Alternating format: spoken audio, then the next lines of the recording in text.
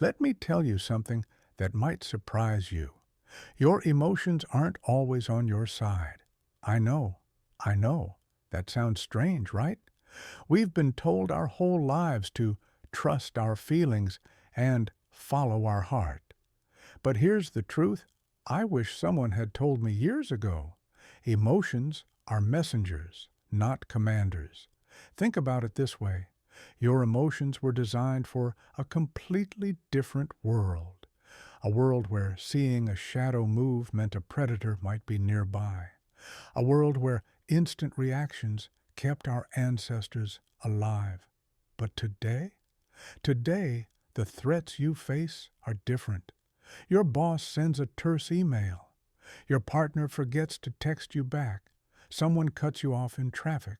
These things won't kill you, but your emotional system doesn't know that. It's still sounding the alarm like you're facing a tiger. And that's exactly what's keeping you stuck. Every single day, you're making choices based on how you feel in the moment. Someone says something that stings, and you fire back before thinking. You feel overwhelmed, so you abandon the dream you've been working toward. Anxiety hits before a big opportunity, and you talk yourself out of showing up. Anger takes over, and suddenly you're saying things that damage relationships you've spent years building. You're being controlled by chemical reactions in your brain, and most of the time you don't even realize it's happening. But here's what I want to share with you, what changed everything for me, and what the most successful, peaceful people I know have figured out. There's a skill that changes the game completely. It's the ability to pause, to feel the emotion washing over you, acknowledge it like an old friend passing through, and then choose your response based on what matters most to you, not on the storm raging inside your chest. This isn't about becoming cold or robotic. God, no.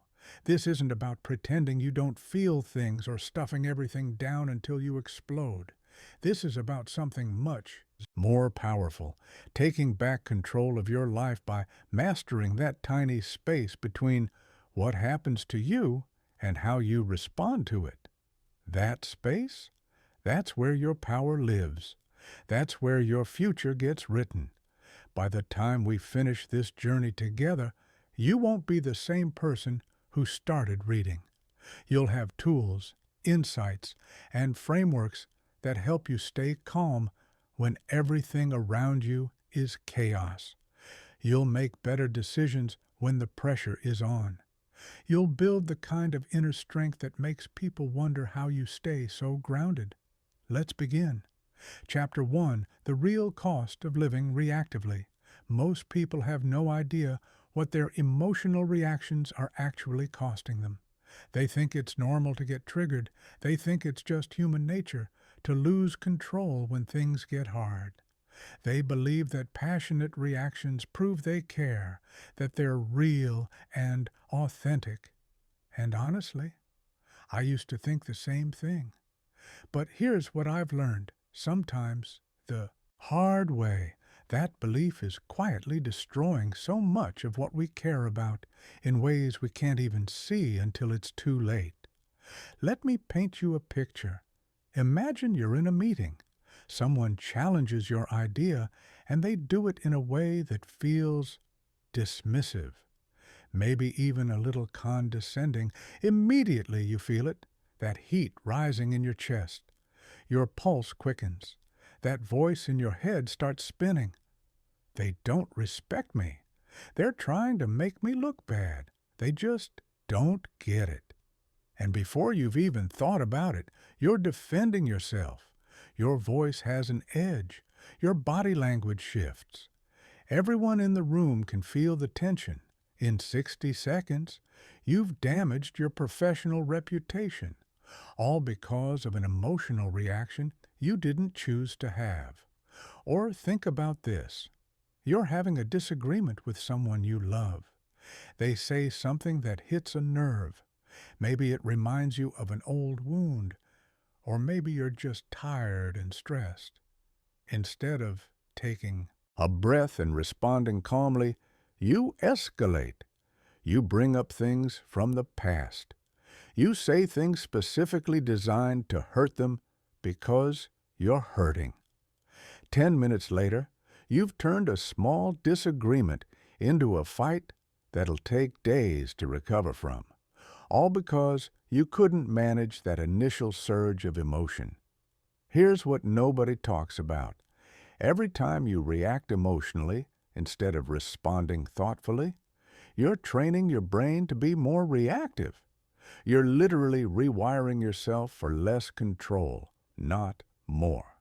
It's like digging a groove in your mind, and every time you react, that groove gets deeper, making it easier to fall into next time. The science backs this up. When you have an emotional reaction, your body floods with stress chemicals, cortisol, adrenaline, all the fight-or-flight hormones. These chemicals cloud your judgment and make clear thinking nearly impossible. But here's the kicker. They don't just disappear when the moment passes. They linger in your system for hours, sometimes days, affecting every decision you make, every interaction you have. One emotional reaction in the morning can sabotage your entire day. That fight with your spouse affects how you show up at work. That stressful email triggers a cascade of poor choices that ripple through your whole week. You get caught in this cycle where each outburst makes the next one more likely. But it goes even deeper. Chronic emotional reactivity actually changes the structure of your brain. Brain imaging studies show that people who regularly lose emotional control have smaller prefrontal cortexes. That's the part of your brain responsible for rational thinking, planning, and impulse control. In other words, the more you react emotionally, the less capable you become of thinking clearly and making good decisions. It's a downward spiral. The financial cost is staggering when you really think about it. Every opportunity you've missed because you were too angry, anxious, or overwhelmed to think straight.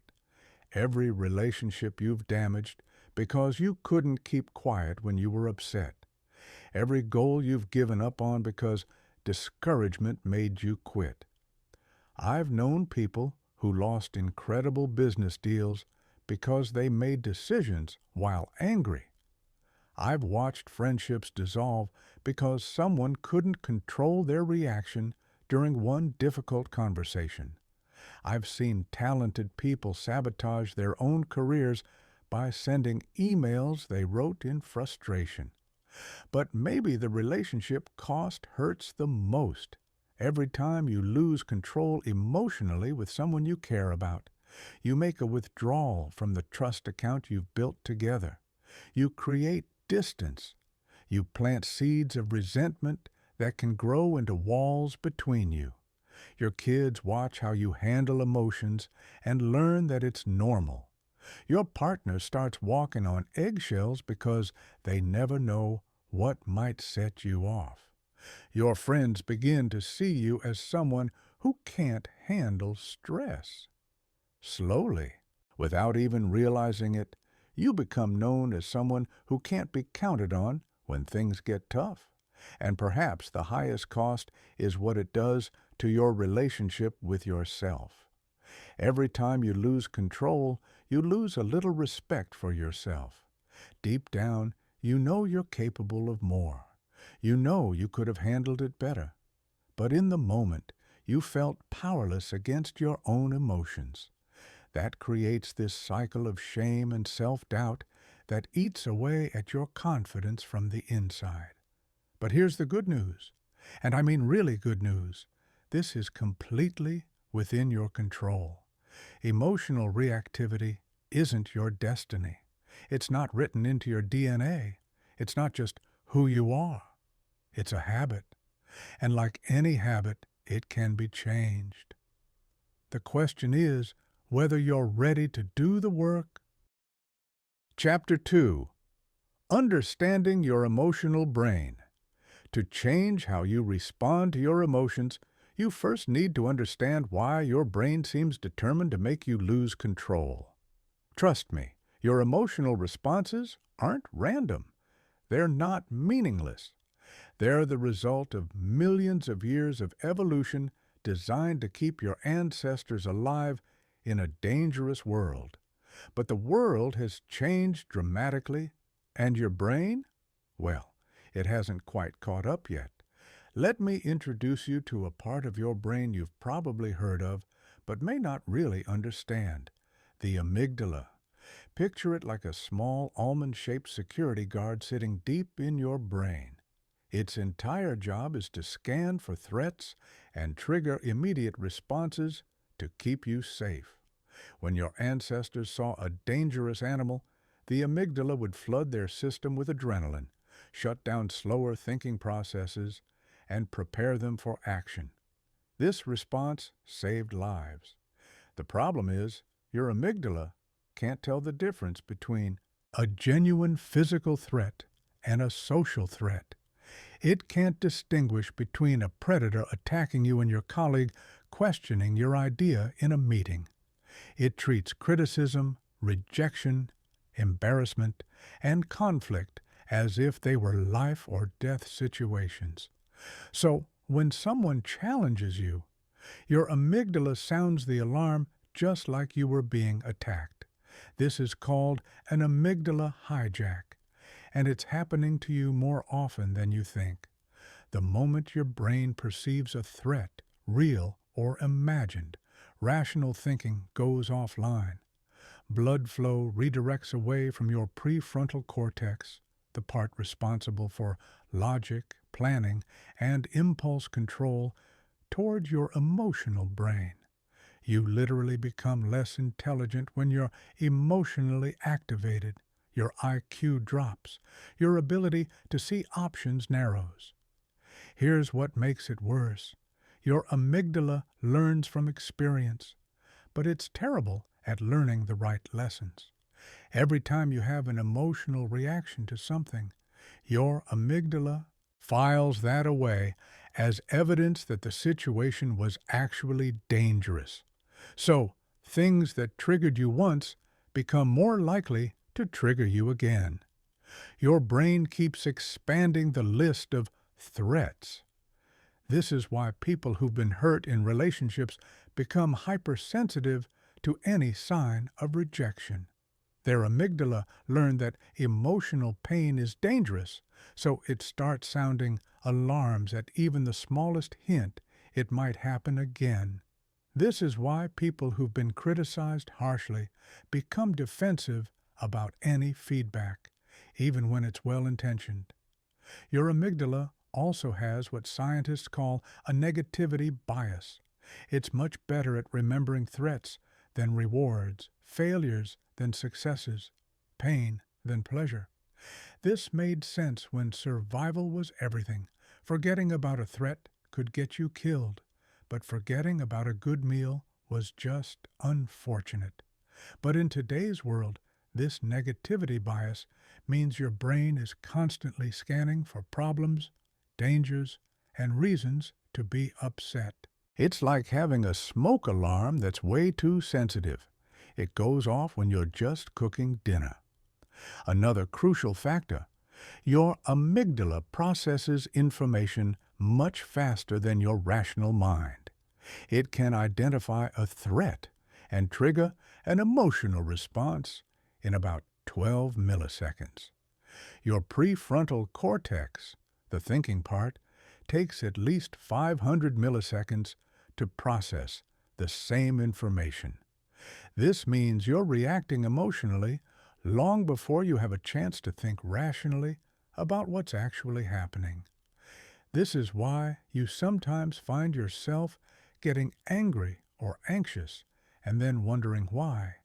Your emotional brain decided there was a threat and started preparing your body for action before your rational brain even knew what was going on. The modern world makes this problem even worse. We're constantly exposed to low-level stressors that keep our amygdala on high alert. social media notifications, news headlines designed to trigger fear, text messages demanding immediate responses, traffic, money worries, relationship tensions.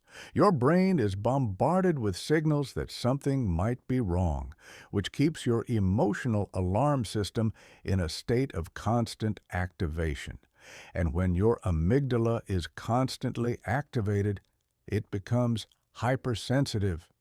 Things that wouldn't normally bother you start feeling overwhelming. Your threshold for emotional reactions gets lower and lower until even small inconveniences can trigger major responses. Sleep deprivation makes everything worse. When you don't get enough quality sleep, your amygdala becomes about 40% more reactive to negative stimuli. You're literally more likely to lose emotional control when you're tired. Stress, poor nutrition, lack of movement, and even dehydration all have similar effects on your brain's ability to regulate emotions. But here's what changes everything. Understanding that your emotional reactions are automatic doesn't mean you're powerless against them. It actually means the opposite. It means you can learn to work with your brain instead of against it. You can train your prefrontal cortex to recognize and override your amygdala.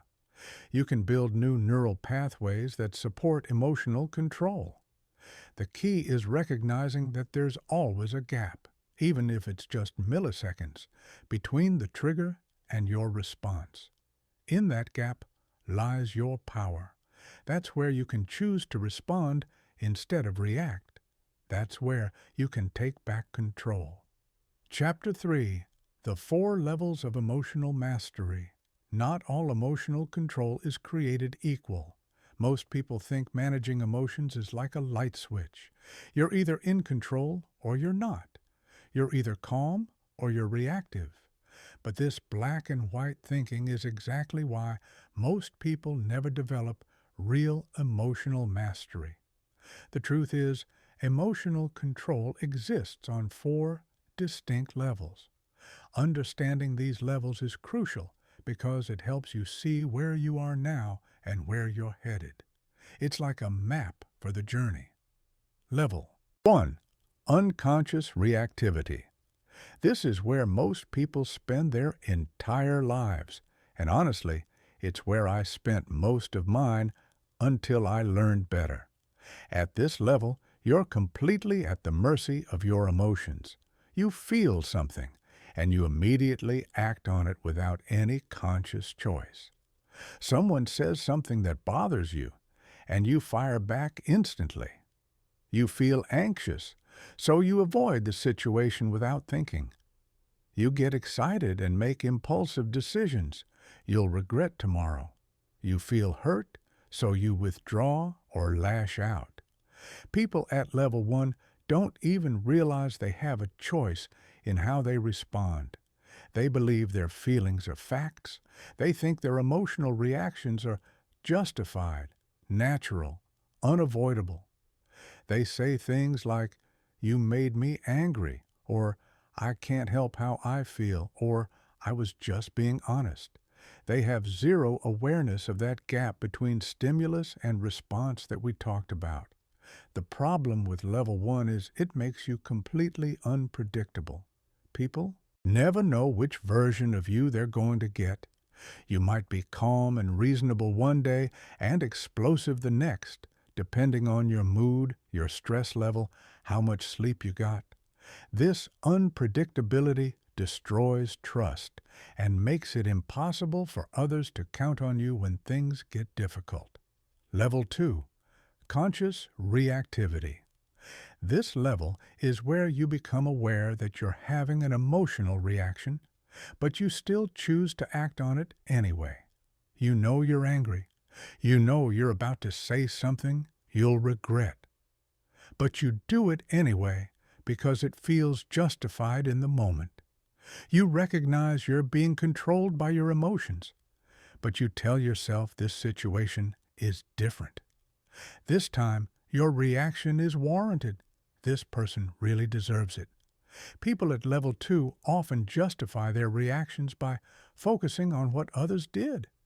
Yes, I lost my temper, but did you see what they did to me?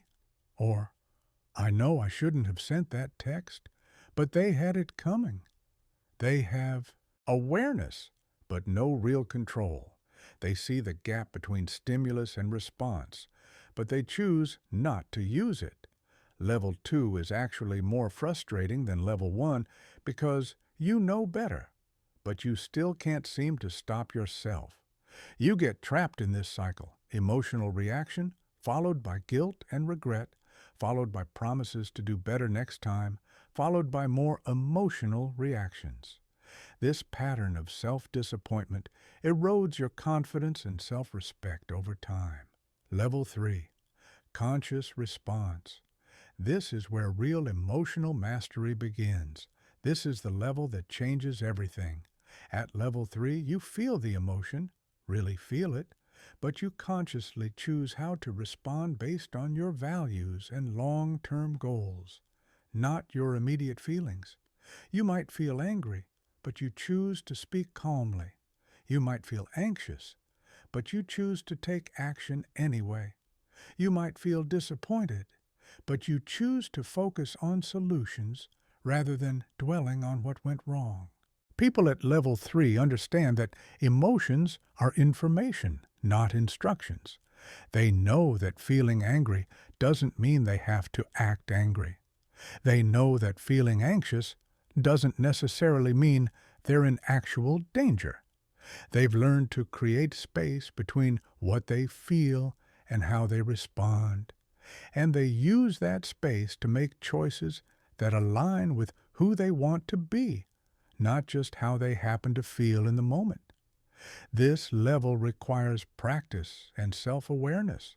You have to become skilled at recognizing your emotional states as they arise, understanding what triggers them, and having alternative responses ready. You have to train yourself to pause, breathe, and think before you act. It doesn't happen overnight, but it's absolutely achievable with consistent effort. Level 4. Emotional alchemy. This is the highest level, where you don't just control your response to emotions, you actually transform the emotions themselves.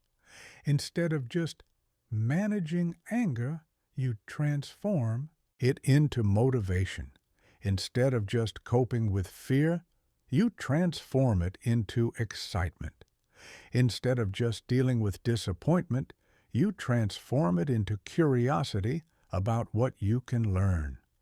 People at level 4 have developed such deep understanding of their emotional patterns that they can often prevent negative emotions from arising in the first place.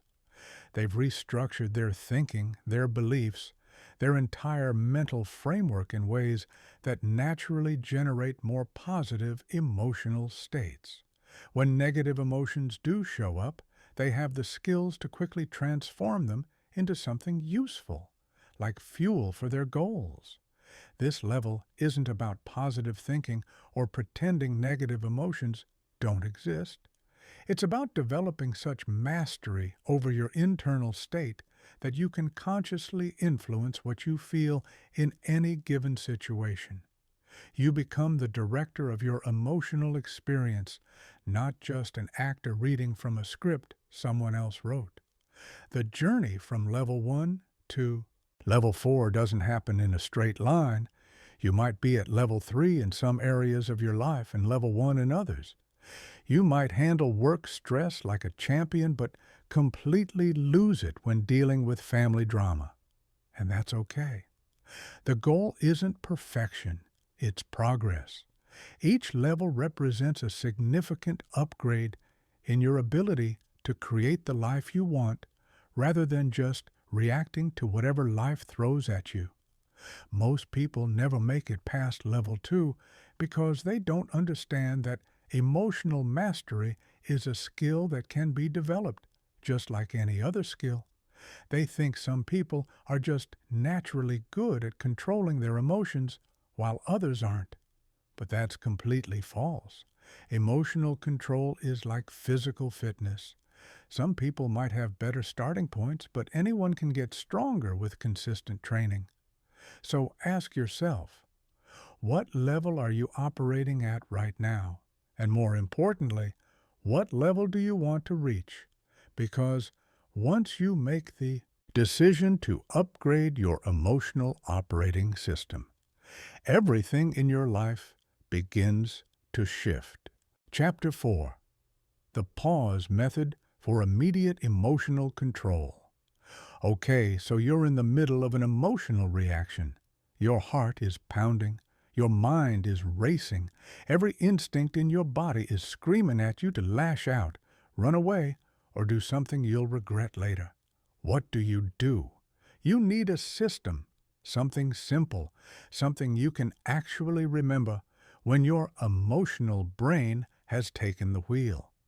Most advice about emotional control is useless in these moments because it requires you to think clearly.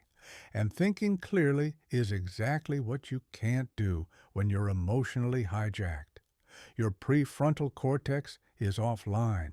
You can't access complex strategies or remember detailed frameworks. You need something that works even when your rational mind has temporarily left the building. This is where the pause method comes in. 4 simple letters that represent 4 actions you can take to interrupt an emotional reaction and regain control before you do damage you can't undo. I've used this method in arguments, in stressful work situations, in moments where I felt my emotions taking over. And I can tell you from experience, it works, but only if you practice it. P. Press the stop button. The moment you notice you're having an emotional reaction, you must physically stop whatever you're doing. And I mean really stop. If you're typing an angry text, take your hands off the phone.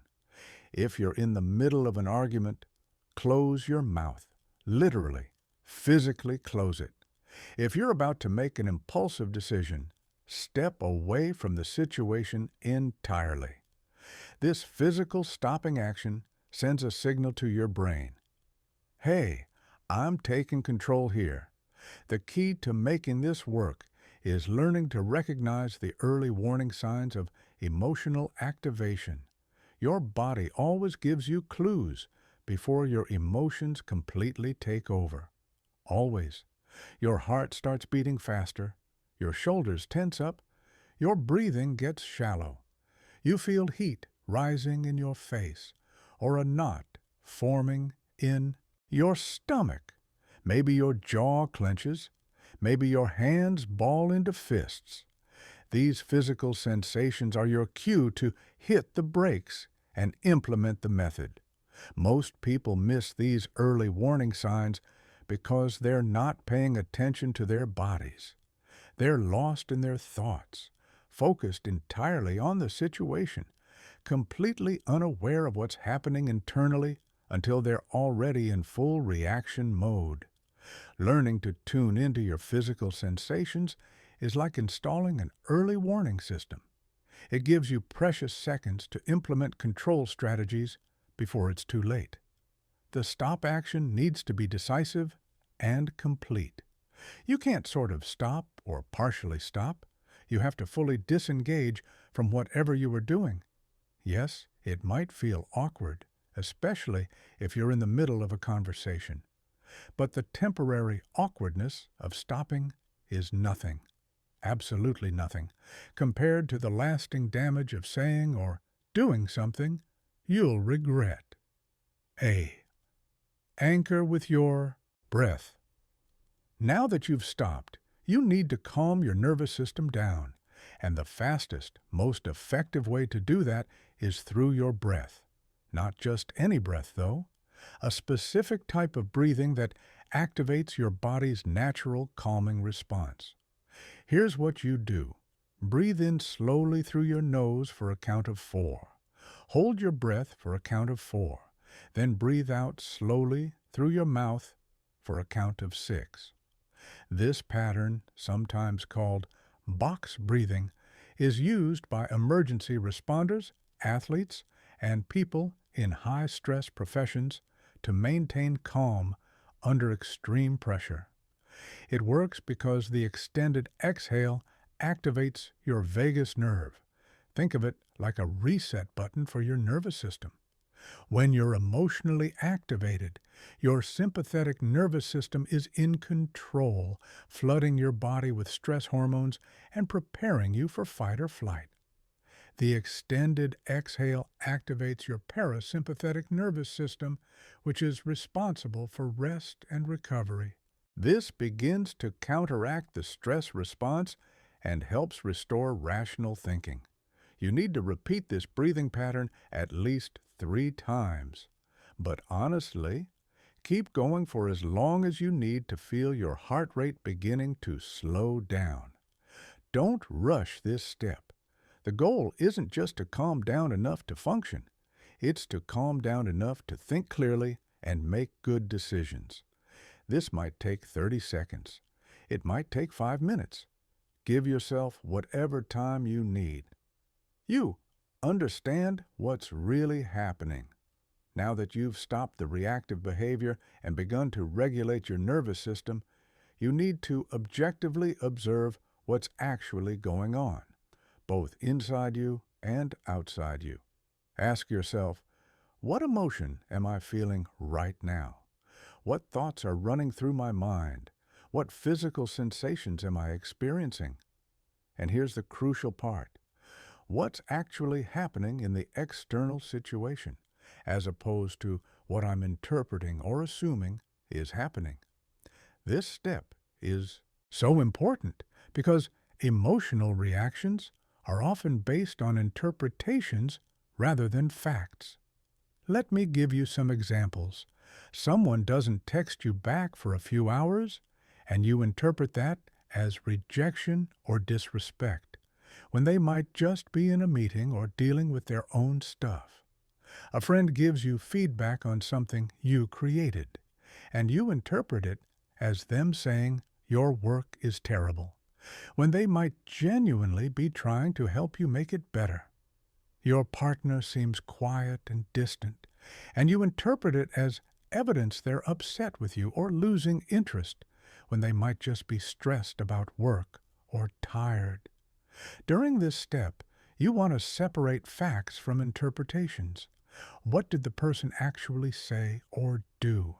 What evidence do you have for the story you're telling yourself about their motivations? What other explanations might exist for their behavior? This process of objective observation helps you see the situation more clearly. And often it reveals that your emotional reaction was based on assumptions rather than reality. You also want to observe your own internal state with curiosity rather than judgment. Don't beat yourself up for having an emotional reaction. Don't tell yourself you shouldn't feel the way you feel. Just notice what's happening with the same kind of interest you might have in watching clouds move across the sky. This emotion is arising. This thought pattern is active. This physical sensation is present. Information, not evaluation. S. Select your response. Now that you've stopped the reactive behavior, regulated your nervous system, and objectively observed the situation, you can choose how to respond, consciously, deliberately, based on your values and goals, rather than your immediate emotional impulses. But this doesn't mean jumping right back into action. The select step involves making a conscious choice about how you want to respond. Ask yourself, what response would be most aligned with the person I want to be and the outcome I want to create? If my goal is to maintain a good relationship with this person, what response would serve that goal? If my goal is to solve a problem, what response would be most effective? Sometimes the best choice in this step is to not respond at all, at least not immediately. You might realize you need more information before you can respond effectively. You might recognize that you're still too emotionally activated to respond in a way that aligns with your values. You might determine that the situation doesn't actually require a response from you. Other times, you might choose to have a conversation but approach it differently than you would have if you'd reacted immediately. Instead of defending yourself, you might ask questions to understand the other person's perspective better. Instead of making accusations, you might express how you interpreted their words and ask for clarification. E. Engage with intention. This is where you actually take action, but you do it mindfully, purposefully, with full awareness of what you're choosing and why. You're not reacting anymore. You're responding. And there's a world of difference between the two. The pause method becomes more powerful the more you practice it. At first, you might only remember to use it after you've already reacted emotionally. That's totally normal, and it's still valuable because it helps you develop awareness of your patterns. Gradually, you'll start to catch yourself earlier in the process, maybe after you've started to react, but before you've done serious damage. Eventually, you'll be able to implement the method as soon as you notice those early warning signs of emotional activation. The goal isn't to never have emotional reactions. The goal is to never let those reactions control your behavior in ways that work against what you actually care about. The pause method gives you the tools to create space between stimulus and response. And in that space lies your power to create the life you want. Chapter 5. Advanced Practices for Emotional Regulation. Once you've gotten comfortable with the pause method and can reliably catch yourself before emotional reactions spiral out of control, you're ready for some advanced practices that'll take your emotional mastery to the next level. These techniques go beyond damage control. They move into the realm of emotional optimization, where you don't just manage your emotions, but actually use them as tools for better decision-making and peak performance. Practice 1. Reframing your story. This is the ability to consciously change how you interpret a situation in order to change your emotional response to it. Most people think their emotions are caused by external events, what happens to them. But the truth is, emotions are caused by your interpretation of events. Change your interpretation, and you change your emotional experience. Let me give you a real example. Imagine you're giving a presentation and you notice several people looking at their phones. Your first interpretation might be, "They're bored. My presentation is terrible. I'm failing." This interpretation triggers feelings of anxiety, embarrassment, and self-doubt. But what if you reframed it? What if you interpreted their phone usage as, "They're so engaged with my ideas that they're taking notes or looking up related information"? Suddenly, the same external situation triggers completely different emotions. Now, I'm not saying you should just make up positive stories that aren't true. That's not what reframing is about. It's about recognizing that your initial interpretation is often not the only possible interpretation, and it's usually not the most accurate one. Your brain has a tendency to jump to conclusions based on incomplete information, past experiences, and cognitive biases. Reframing forces you to consider other possibilities and choose the interpretation that's most useful for your goals and well-being. Here's how to practice. When something happens that triggers a negative emotional response, force yourself to come up with at least 3 alternative explanations. One that's more positive than your initial reaction, one that's more negative, and one that's completely neutral. This exercise isn't about being naive or overly optimistic. It's about accuracy. It's about not letting your brain's first guess control your emotional state. Practice. 2. Naming your emotions. Precisely. Most people have a very limited emotional vocabulary.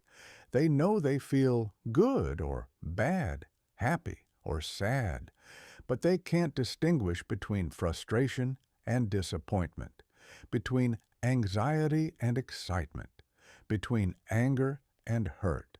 This lack of precision makes it much harder to regulate your emotions because you can't manage what you can't clearly identify. Imagine trying to fix a car engine when you can only describe the problem as it's not working right. The more specifically you can identify what's wrong, the more specifically you can address it. The same is true for emotions. Emotional labeling works by activating your prefrontal cortex and reducing activity in your amygdala. When you put a precise name to an emotion, you literally change your brain state in ways that make the emotion less overwhelming and more manageable.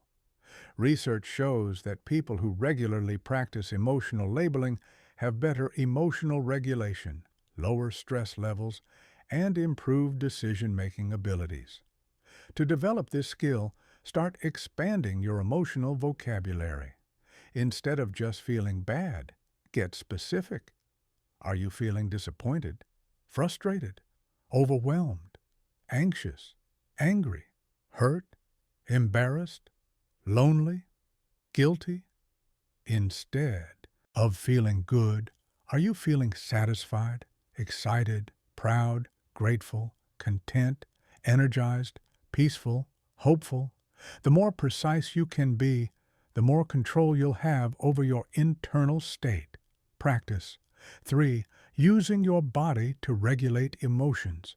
Your emotional state and your physical state are intimately connected through your nervous system. By consciously changing your physical state, you can directly influence your emotional state.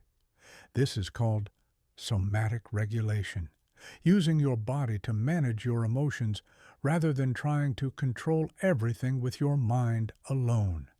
One powerful technique is progressive muscle relaxation. Starting with your toes and working up to your head, systematically tense each muscle group for 5 seconds. Then release and notice the feeling of relaxation. This process helps discharge the physical energy that builds up during emotional activation. It sends a signal to your nervous system that it's safe to relax. Another technique is cold exposure. Splashing cold water on your face, taking a cold shower, or even holding ice cubes can activate your vagus nerve and quickly shift your nervous system from stress mode to recovery mode. The shock of the cold forces your body to adapt, which builds resilience and improves your ability to handle emotional intensity. Movement and exercise are also crucial. When you're emotionally activated, your body is prepared for action. If you don't provide an outlet for that energy, it stays trapped in your system and maintains the emotional state. Even just a few minutes of vigorous movement, jumping jacks, a quick walk, dancing around your room can help process the energy and return your system to baseline. Practice. 4. The time travel perspective. When you're in the middle of an emotional reaction, your brain has a tendency to catastrophize and assume that current problems will last forever or have permanent consequences. This makes everything feel more intense and overwhelming than it actually is. The time travel perspective works by consciously shifting your view across different time frames to reduce the emotional impact of current difficulties. Ask yourself, how will I feel about this situation in 1 hour, 1 day, 1 week, 1 month, 1 year? This exercise helps put temporary problems in perspective and reduces the emotional charge around them. What feels catastrophic in the moment often seems much smaller when you imagine how it'll look next week or next year. You can also connect with your future self. Imagine yourself 5 years from now having successfully navigated this situation and many others like it. What advice would that future version of you give about how to handle the current challenge? This perspective often reveals that the situation is less serious than it initially appeared and suggests more effective responses than emotional reactivity. Practice 5. Managing your emotional energy. Here's something most people don't realize: your capacity for emotional regulation is not unlimited. You have a finite amount of mental energy each day, and emotional regulation requires a significant portion of that energy. If you're constantly having to regulate intense emotions, you'll eventually experience what psychologists call decision fatigue. You'll lose the ability to maintain control. Energy management involves being strategic about when and where you expend your emotional regulation resources. This might mean avoiding certain people or situations when you're already stressed or tired. It might mean scheduling difficult conversations for times when you're most mentally fresh. It might mean building recovery time into your day. Sleep, nutrition, movement, and stress management all play crucial roles in maintaining your emotional regulation capacity. When you're sleep-deprived, hungry, sedentary, or chronically stressed, your capacity for emotional control drops dramatically. Taking care of your physical health isn't separate from emotional mastery. It's an essential component of it. Chapter 6. Building long-term emotional resilience. Controlling your emotions in the moment is crucial, but it's only half the equation. The other half is building the kind of deep, unshakable emotional resilience that makes you stronger through challenges, not just despite them. This is what separates people who occasionally manage their emotions from people who have transformed their entire relationship with difficulty, stress, and adversity. Most people approach emotional resilience completely backwards.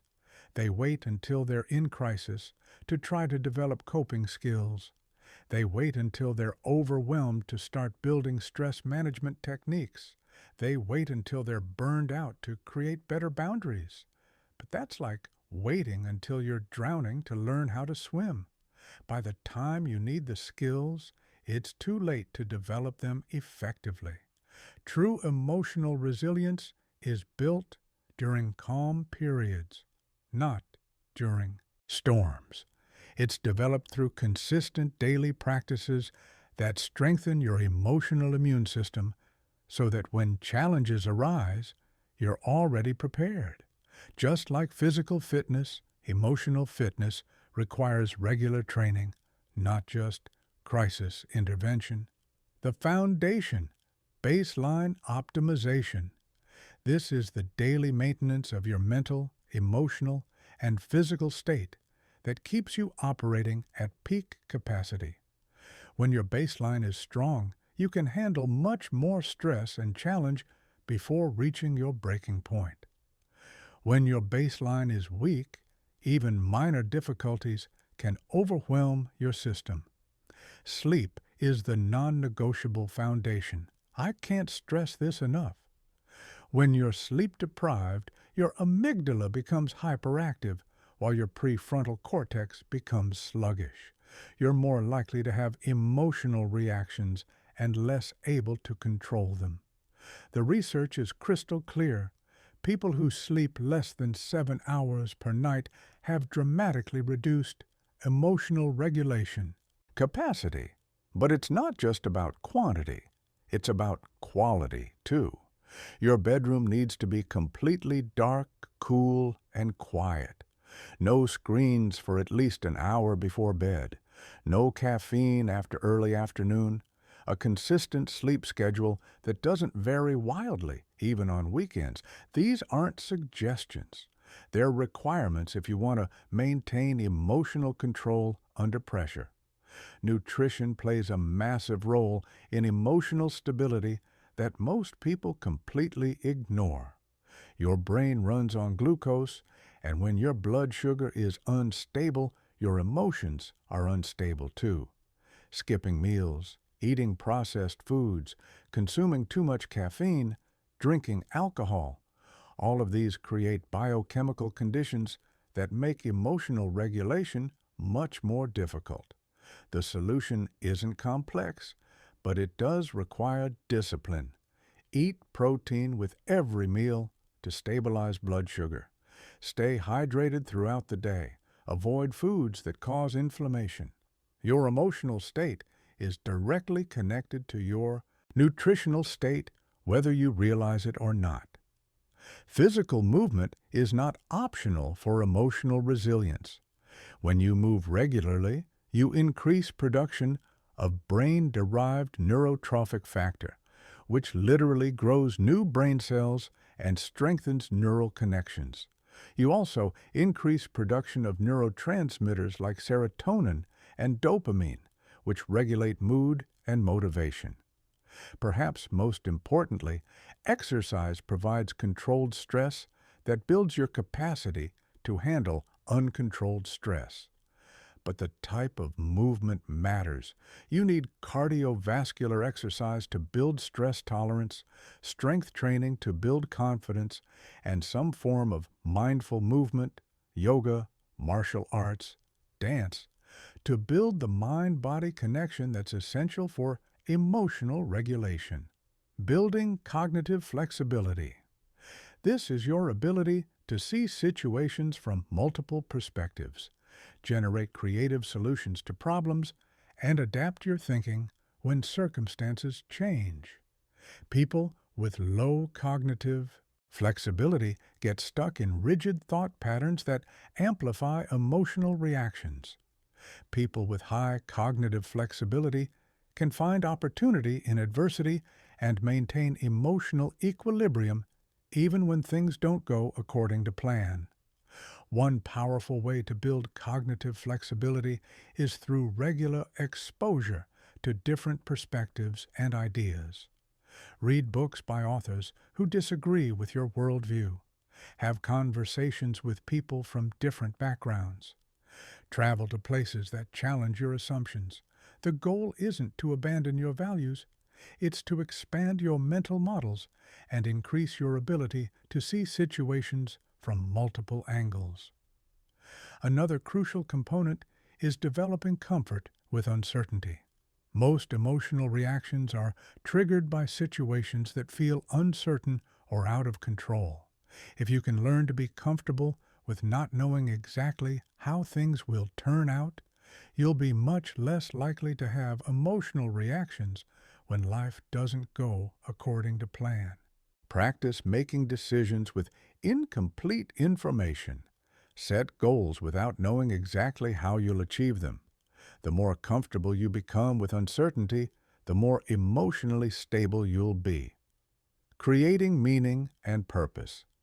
People who have a clear sense of purpose are much more resilient in the face of adversity.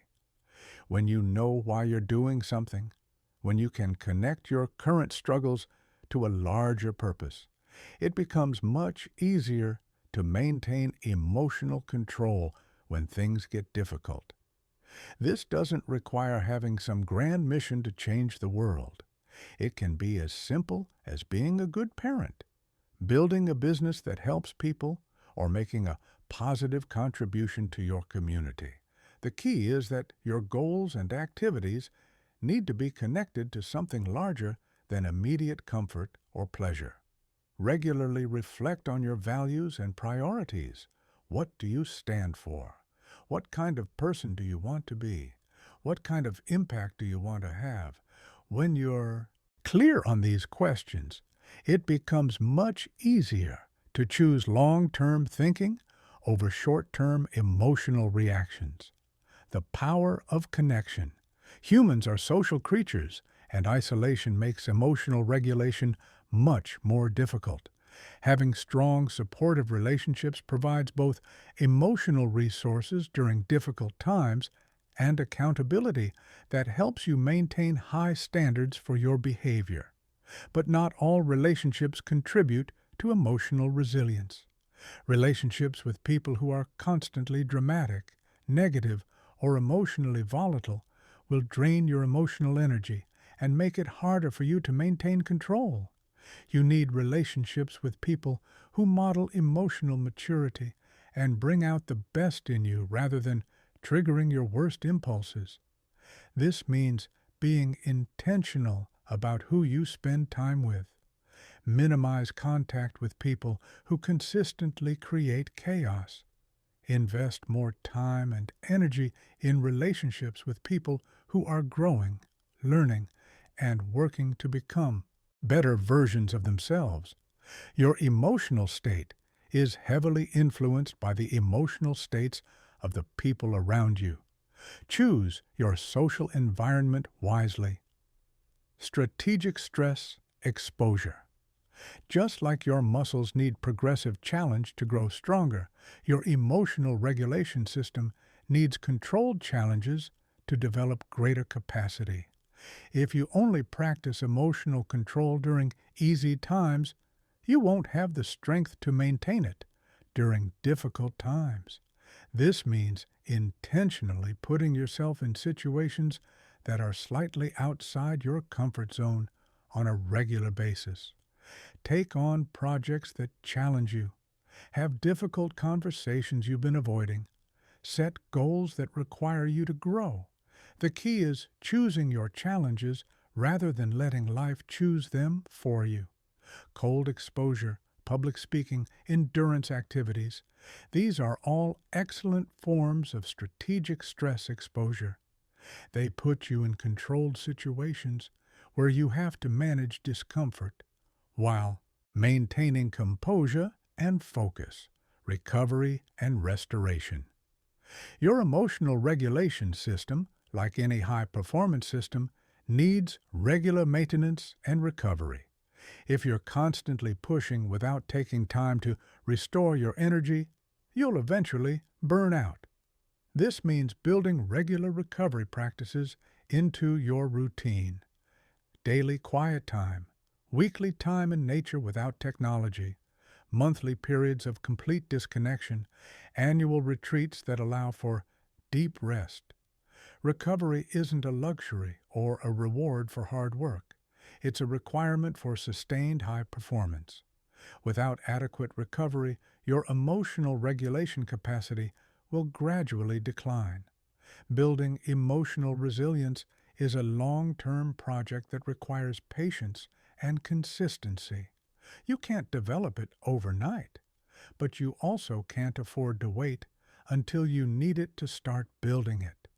The time to strengthen your emotional foundation is now, while you're relatively calm and stable. Because when the storms hit, and they will, you want to be the person who stays grounded while others are falling apart. Chapter 7. The Science Behind Your Transformation. Everything I've shared with you so far becomes infinitely more powerful when you understand what's actually happening in your brain as you practice emotional control. This isn't just psychology or philosophy. This is hard science, measurable, repeatable changes in brain structure and function that occur when you consistently practice these techniques. Understanding the neuroscience behind emotional transformation serves two purposes. First, it gives you confidence that the work you're doing is creating real, lasting change, not just temporary improvements that'll fade away. Second, it helps you optimize your practice by understanding which specific actions create the most significant changes. Let me walk you through what's happening inside your brain. Your brain is constantly rewiring itself. For most of human history, scientists believed that adult brains were fixed and unchangeable. If you had certain emotional patterns or tendencies, you were stuck with them for life. We now know this is completely false. Your brain is plastic, meaning it's constantly reorganizing itself, forming new neural connections throughout your entire life based on your thoughts, emotions, and behaviors. This is called neuroplasticity, and it's one of the most hopeful discoveries in neuroscience. Every time you choose a thoughtful response over an emotional reaction, you strengthen the neural pathways associated with self-control. Every time you weaken the pathways associated with reactivity.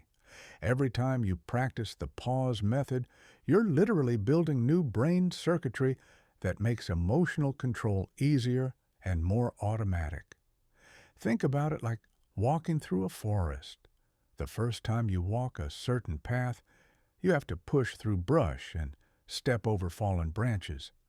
But if you walk that same path every day, eventually it becomes a clear trail. Your brain works the same way.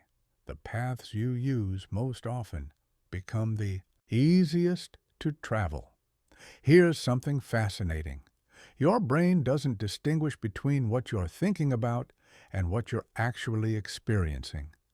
When you mentally rehearse staying calm under pressure, your brain creates the same neural connections as if you had actually stayed calm under pressure. This means you can accelerate your emotional development by regularly visualizing yourself handling challenging situations with grace and composure. Mental practice creates real changes in your brain. What's changing in your brain? The most dramatic changes occur in your prefrontal cortex, your brain's executive center. This region is responsible for planning, decision-making, impulse control, and emotional regulation. People who regularly practice emotional control techniques show increased gray matter density in this area. They literally have more brain tissue dedicated to rational thinking and self-control. Meanwhile, the amygdala, your brain's alarm system, actually shrinks in people who practice emotional regulation. This doesn't mean you become emotionless. It means your threat detection system becomes more accurate and less likely to trigger false alarms. You develop the ability to distinguish between real threats that require immediate action and perceived threats that can be handled through thoughtful response. Another crucial region is the anterior cingulate cortex, which is responsible for attention regulation and conflict monitoring. It helps you notice when you're having an emotional reaction and redirects your attention toward more constructive responses. People with stronger anterior cingulate cortexes are better at catching themselves before emotional reactions spiral out of control. They notice that split second when they can still choose a different path. The insula, which processes bodily sensations and connects them to emotional experiences, also becomes more developed in people who practice emotional awareness. This enhanced body awareness is what allows you to notice those early warning signs of emotional activation we talked about. The racing heart, the tense shoulders, the shallow breathing. Your brain's default mode is changing. One of the most fascinating discoveries is that emotional regulation practice actually changes what's called the default mode network of your brain. This is the network of regions that's active when you're not focused on any specific task, often called the wandering mind or monkey mind. In people who don't practice emotional control, the default mode network tends to generate repetitive, often negative thought patterns. Worry, rumination, self-criticism, anxiety, these become the brain's default state. But in people who regularly practice emotional regulation techniques, the default mode network becomes quieter and more peaceful. Their baseline state shifts from agitated and reactive to calm and centered. This is huge. It means you're not just getting better at handling difficult moments. You're actually changing your everyday experience of being alive. Your brain chemistry is shifting.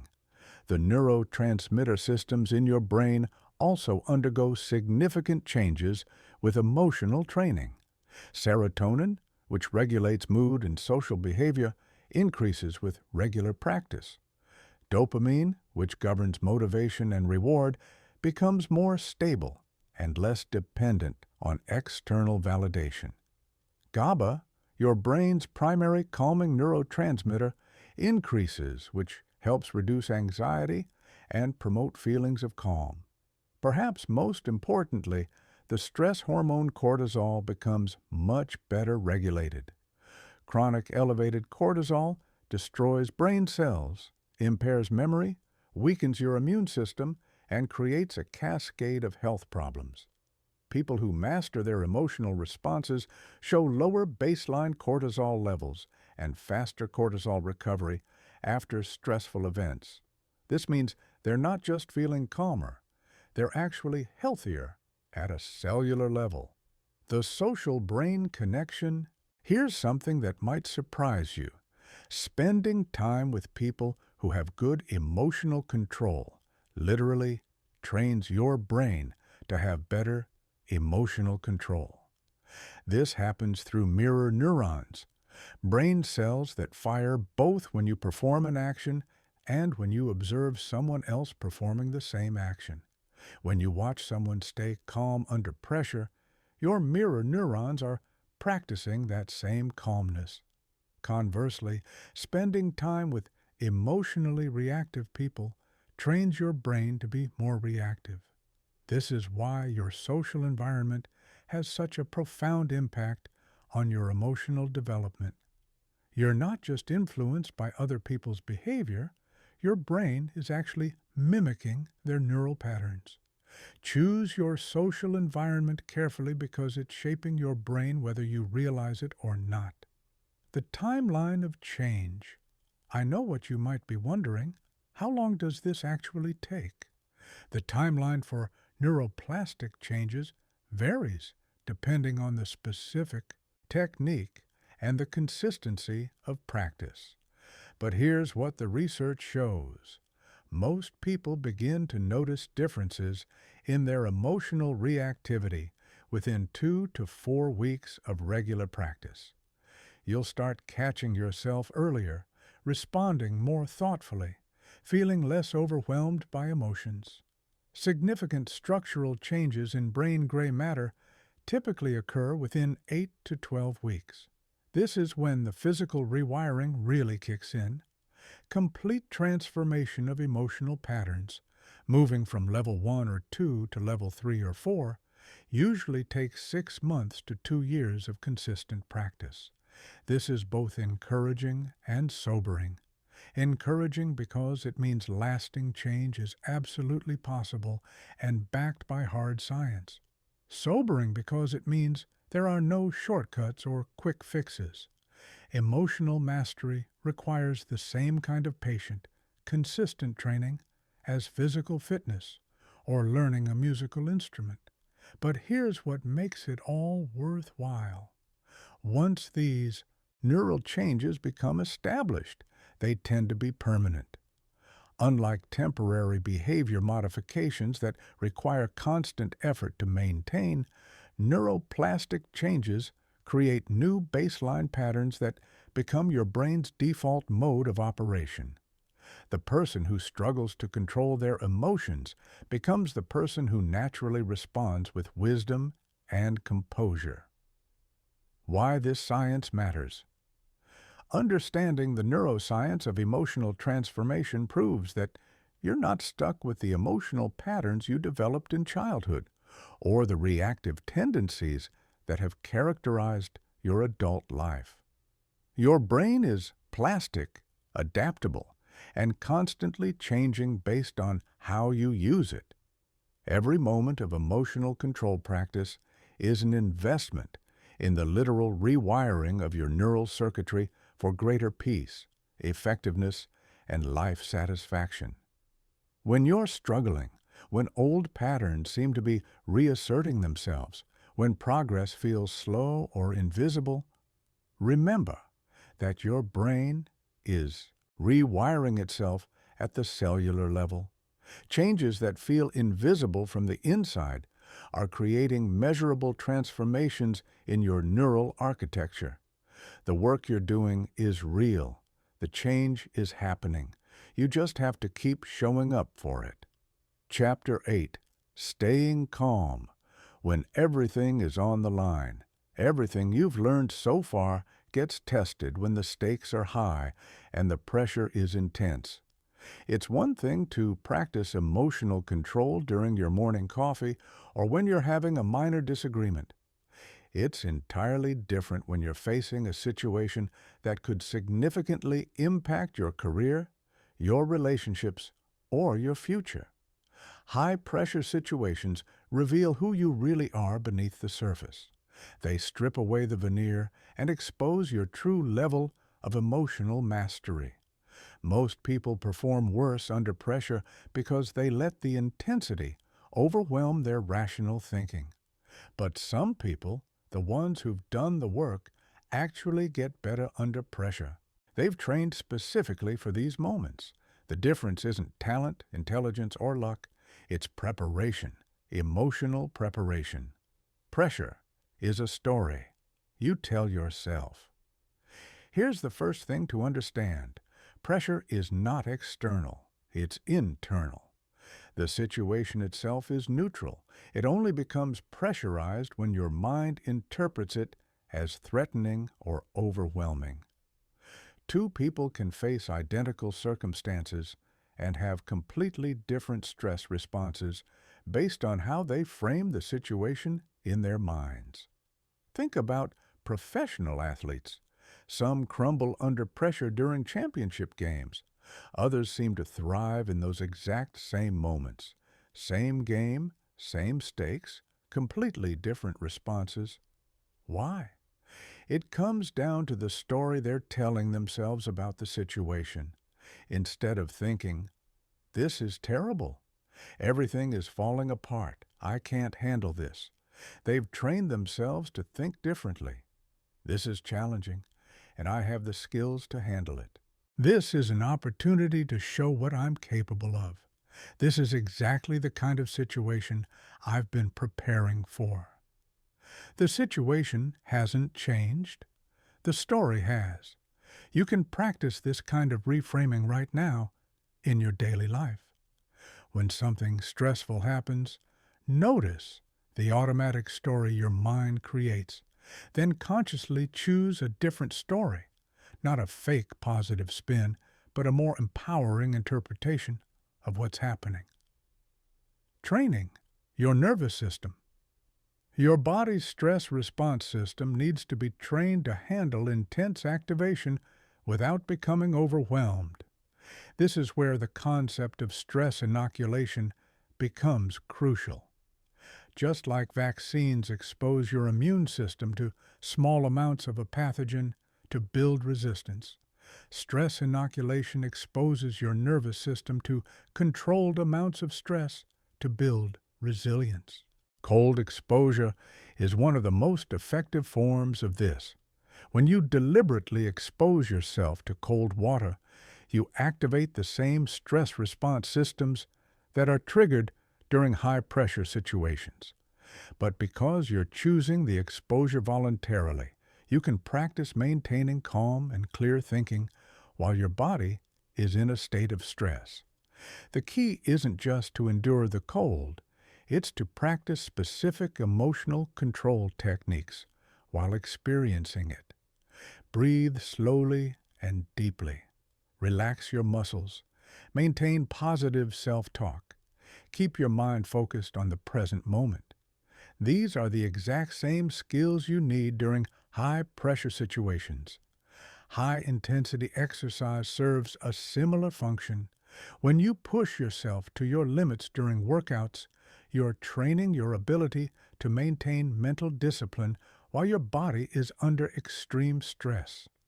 The discomfort you feel during intense exercise is similar to the discomfort you feel during high-pressure situations. Learning to stay mentally tough during physical challenges translates directly to staying mentally tough during emotional challenges. Laser focus, the key to pressure performance. Under pressure, your mind tends to scatter in multiple directions. You start thinking about all the things that could go wrong, all the people watching, all the consequences of failure. This divided attention makes peak performance impossible, because excellence requires complete focus on the task at hand. The solution is developing what I call laser focus, the ability to concentrate all your mental energy on the specific actions you need to take right now in this moment. Everything else becomes irrelevant background noise that you acknowledge but don't engage with. Here's how to practice. Set a timer for 10 minutes and choose a single task to focus on completely. Every time your mind wanders, gently bring it back. Start with simple tasks, then gradually increase complexity. During actual high-pressure situations, use the same technique. Identify the most important action you need to take right now and focus completely on that. Don't think about the next 10 steps, just the immediate next step. Don't think about all the people depending on you. Just focus on the specific task in front of you. Getting granular with your emotions. Most people experience pressure as a generic feeling of stress or anxiety, but stress and anxiety are umbrella terms that cover many different specific emotions. The more precisely you can identify what you're actually feeling, the more effectively you can address it. Are you feeling anxious about the outcome, or are you feeling excited about the challenge? Are you feeling overwhelmed by the complexity, or are you feeling focused by the clarity of what needs to be done? Are you feeling afraid of failure, or are you feeling motivated to succeed? The physiological sensations might be similar: racing heart, butterflies in stomach, heightened alertness. But the meanings and appropriate responses are very different. Practice emotional labeling during calm periods so you can access this skill during intense moments. The more nuanced your emotional vocabulary becomes, the more precisely you can regulate your state. Process over outcome.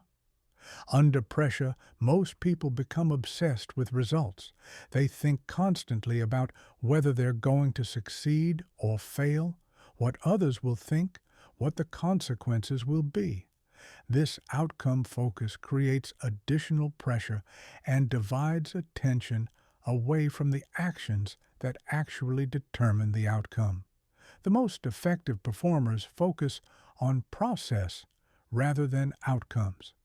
They concentrate on executing the specific skills and strategies they've trained, trusting that good processes lead to good outcomes. Think about it this way. You can't directly control outcomes. They always depend partly on factors outside your influence. But you can control your effort, your attention, your technique, your attitude. When you focus on these controllable factors, pressure decreases and performance improves. Having a plan B and C and D. One reason high-pressure situations feel overwhelming is that they often involve unexpected developments we haven't prepared for. When you don't know how you'll respond if things go wrong, the uncertainty itself becomes a source of additional pressure.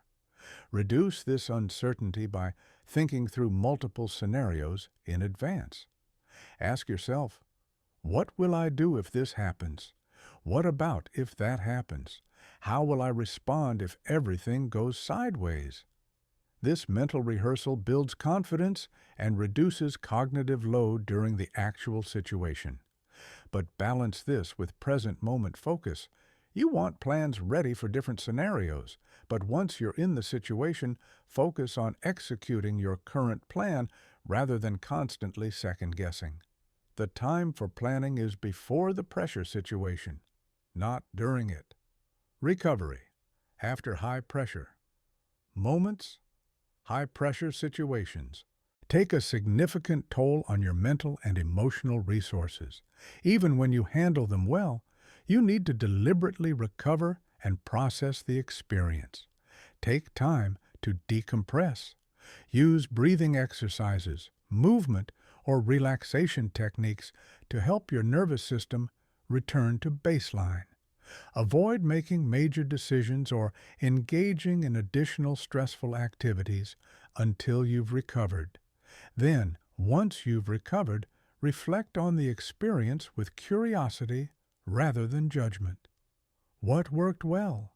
What could you improve? What did you learn? How can you apply these lessons next time? This reflection process helps consolidate the learning and builds confidence for handling similar situations in the future. Remember, pressure is a privilege. It means you're in situations that matter, facing challenges worthy of your best effort.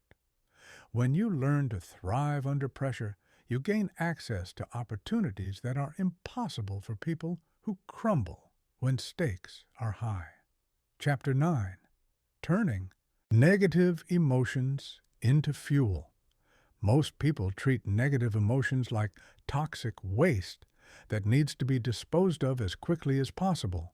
They try to suppress anger, avoid sadness, eliminate fear, and escape frustration. But this approach is not only ineffective, it's wasteful. Negative emotions contain enormous amounts of energy and information. When properly harnessed, they can become rocket fuel for achieving your most ambitious goals. The problem isn't that you experience negative emotions. The problem is that you don't know how to transform them into something useful. You let them drain your energy instead of directing that energy toward productive action. Every negative emotion you experience is your psyche's way of communicating important information about your situation, your values, and your goals. Instead of trying to make these emotions go away, you need to learn how to decode their messages and channel their energy in productive directions. This is the difference between emotional suppression, which weakens you, and emotional alchemy, which strengthens you. Transforming anger into motivation. Anger is perhaps the most misunderstood and mismanaged emotion. Most people either explode with anger, destroying relationships and creating regret, or they suppress it, letting it build until it explodes anyway or turns into bitterness. Both approaches waste the enormous energy that anger contains. Anger is your psyche's emergency response to perceived injustice or threat. It floods your system with energy and focus, designed to help you fight back against whatever is attacking you or what you value. This energy can be destructive when directed at other people through blame, criticism, or aggression. But it can be incredibly productive when redirected toward solving problems, overcoming obstacles, and creating positive change. The key to transforming anger is separating the energy from the target, instead of directing your anger at the person or situation that triggered it.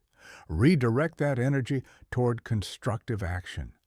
Use the focus and determination anger provides to work harder on your goals, to solve problems more aggressively, to push through obstacles that would normally stop you. Some of the greatest achievements in history have been fueled by transformed anger. Entrepreneurs who built world-changing companies because they were angry about problems that weren't being solved. Athletes who dominated their sports because they were angry about being underestimated. People who created movements because they were angry about injustice. The emotion that destroys most people became the driving force for extraordinary success. Transforming fear into action. Most people try to eliminate fear or let it paralyze them into inaction. But fear contains crucial information about what matters most to you. You only feel afraid about losing things that are valuable to you or failing at things that are important to you. Fear is your internal guidance system pointing you toward what you need to protect or pursue. The goal isn't to eliminate fear, but to dance with it. Acknowledge the fear, extract the information it's providing, then take action despite the fear. This is what courage actually is, not the absence of fear, but intelligent action in the presence of fear. Every time you act courageously, you build confidence and reduce the grip fear has on your life. Fear also serves as an excellent filter for opportunities and goals. If something doesn't scare you at least a little bit, it's probably not challenging enough to be worth pursuing. The goals that frighten you are usually the ones with the highest potential for growth and achievement. Instead of avoiding these goals, let your fear guide you toward them. Transforming sadness into clarity.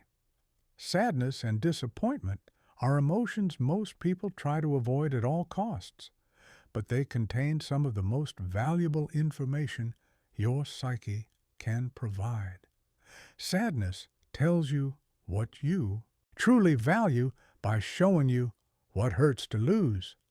Disappointment tells you what you genuinely want by showing you what hurts not to achieve.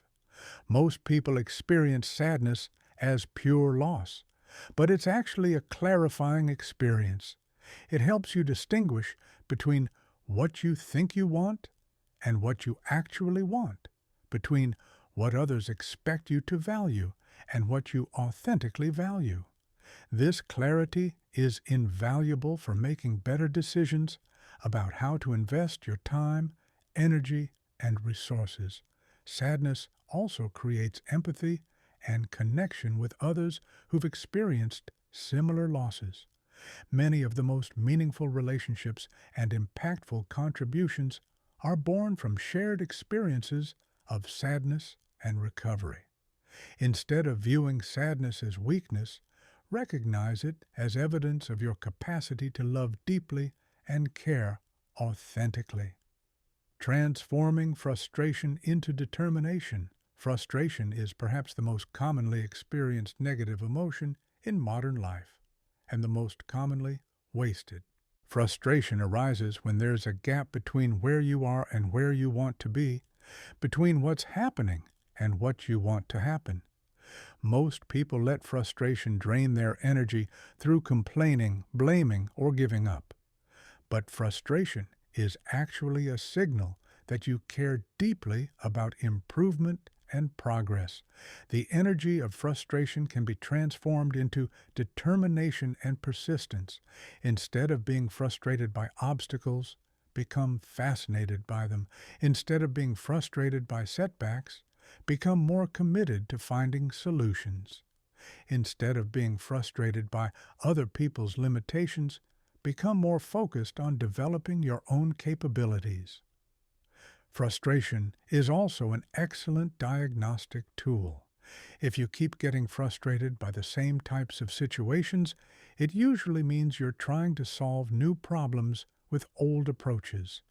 The frustration is telling you it's time to upgrade your capabilities.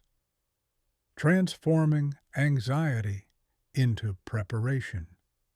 Anxiety and worry are forward-looking emotions that most people experience as pure torture. But anxiety contains important planning information about potential challenges you need to prepare for. Instead of trying to eliminate anxiety, use it as a strategic planning tool. What specifically are you worried about? What would you need to do to address those concerns? How can you prepare for the challenges you're anticipating?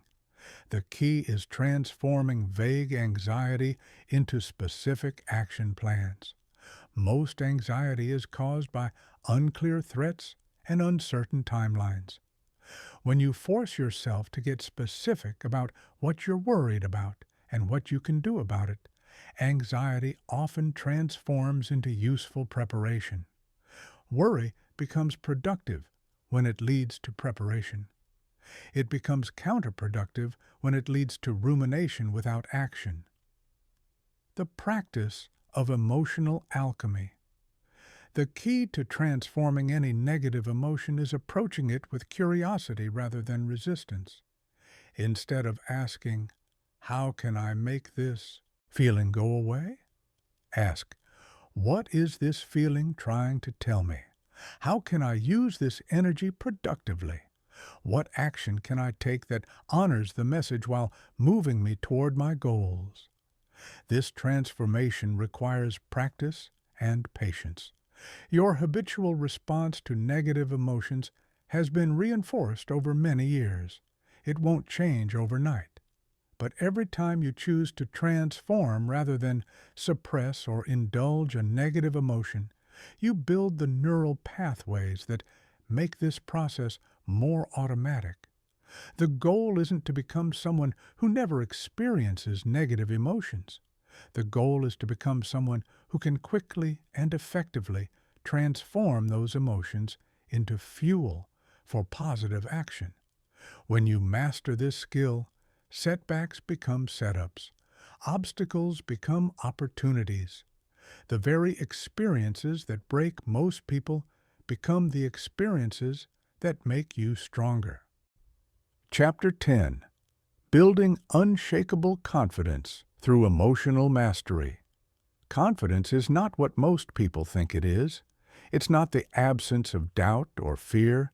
It's not the belief that you'll never fail. It's not feeling like you're better than everyone else or that success is guaranteed. Real confidence is something much deeper and more powerful. True confidence is the unshakable knowledge that you can handle whatever life throws at you. It's the quiet certainty that you have the emotional tools, mental frameworks, and inner resources to navigate any challenge, setback, or uncertainty that comes your way. It's not about never falling down. It's about knowing you can always get back up. And here's the thing. This kind of confidence can only be built one way, through repeatedly facing difficult situations and proving to yourself that you can handle them with grace and effectiveness. You can't think your way to confidence. You can't affirm your way there. You can't fake it. You can only build confidence through evidence. And evidence comes from action. The backwards approach. Most people get this completely backwards. They think they need to wait until they feel confident before they take action. They think confidence is a prerequisite for facing challenges, rather than a result of facing challenges. This backwards thinking keeps them trapped in cycles of self-doubt, because they're waiting for a feeling that can only come from doing the very things they're afraid to do. The confidence-building process works in reverse. You take action despite feeling uncertain or afraid. You handle the situation better than you expected.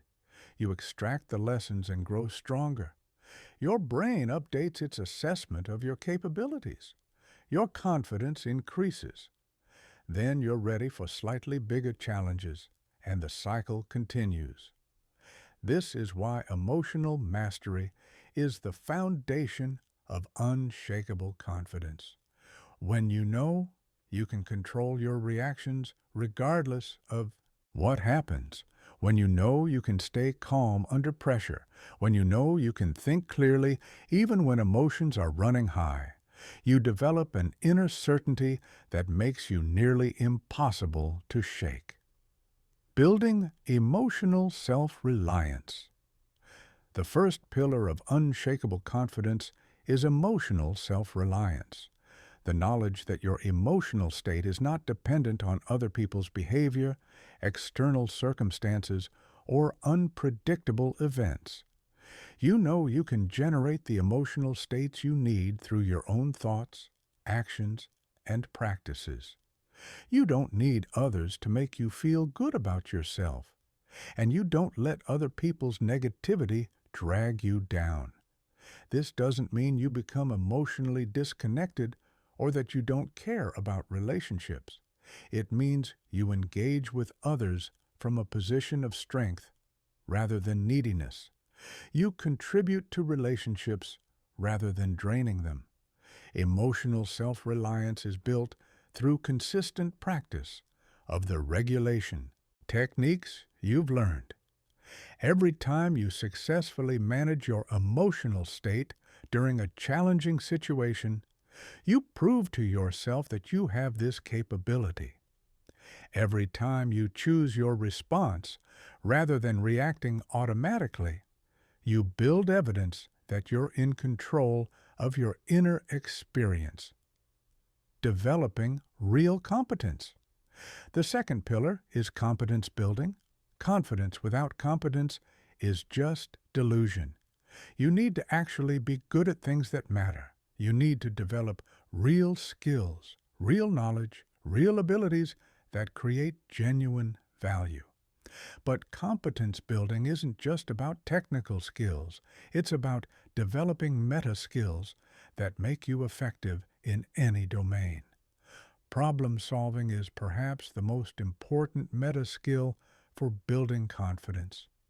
When you know you can figure things out, when you have a systematic approach to breaking down complex challenges and finding solutions, you become much more willing to take on difficult situations. You're not intimidated by unfamiliar problems because you trust your ability to learn and adapt. Communication is another crucial meta skill. When you can express your ideas clearly, listen effectively, and navigate difficult conversations with skill, you become much more confident in social and professional situations. You're not afraid of conflict because you know how to handle it constructively. You're not intimidated by difficult people because you know how to communicate with respect while maintaining your own dignity. Learning agility is the meta skill that makes all other skills possible. This is your ability to quickly acquire new knowledge and capabilities as situations require. When you know you can learn anything you need to learn, you're not limited by your current knowledge base. You become confident about taking on challenges that require skills you don't yet have because you trust your ability to develop those skills. Aligning with your integrity. The third pillar is integrity. Alignment, the consistency between your values, your words, and your actions. When these three elements are aligned, you develop an inner strength that makes you nearly impossible to shake because you know you're living authentically. When they're misaligned, you feel weak and uncertain because you're not sure who you really are or what you really stand for. Most people compromise their integrity gradually through small decisions that seem insignificant at the time. They tell little lies to avoid discomfort. They make commitments they don't intend to keep. They act in ways that contradict their stated values. Each compromise weakens their inner foundation and erodes their confidence. Building integrity alignment requires ruthless honesty about what you actually value versus what you think you should value. It requires making your word mean something by only making commitments you intend to keep. It requires having the courage to act in accordance with your values, even when it's difficult or costly. When your integrity is intact, you develop what I call unshakable presence. People can sense that you're authentic, that you're not trying to be someone you're not, that you're comfortable with who you are. This presence is magnetic. It creates opportunities that are not available to people who are constantly trying to impress others or fit in. Building your resilience track record. The fourth pillar is resilience building, your track record of recovering from setbacks, learning from failures, and coming back stronger from difficult experiences. Every time you face adversity and emerge better than before, you build evidence that challenges don't break you, they make you stronger. Most people try to avoid adversity, but this actually weakens their confidence because they never prove to themselves that they can handle difficult situations. They remain fragile and fearful because they have no evidence of their own resilience. Building unshakable confidence requires deliberately seeking challenges that test your limits and force you to grow. This doesn't mean being reckless or seeking unnecessary suffering.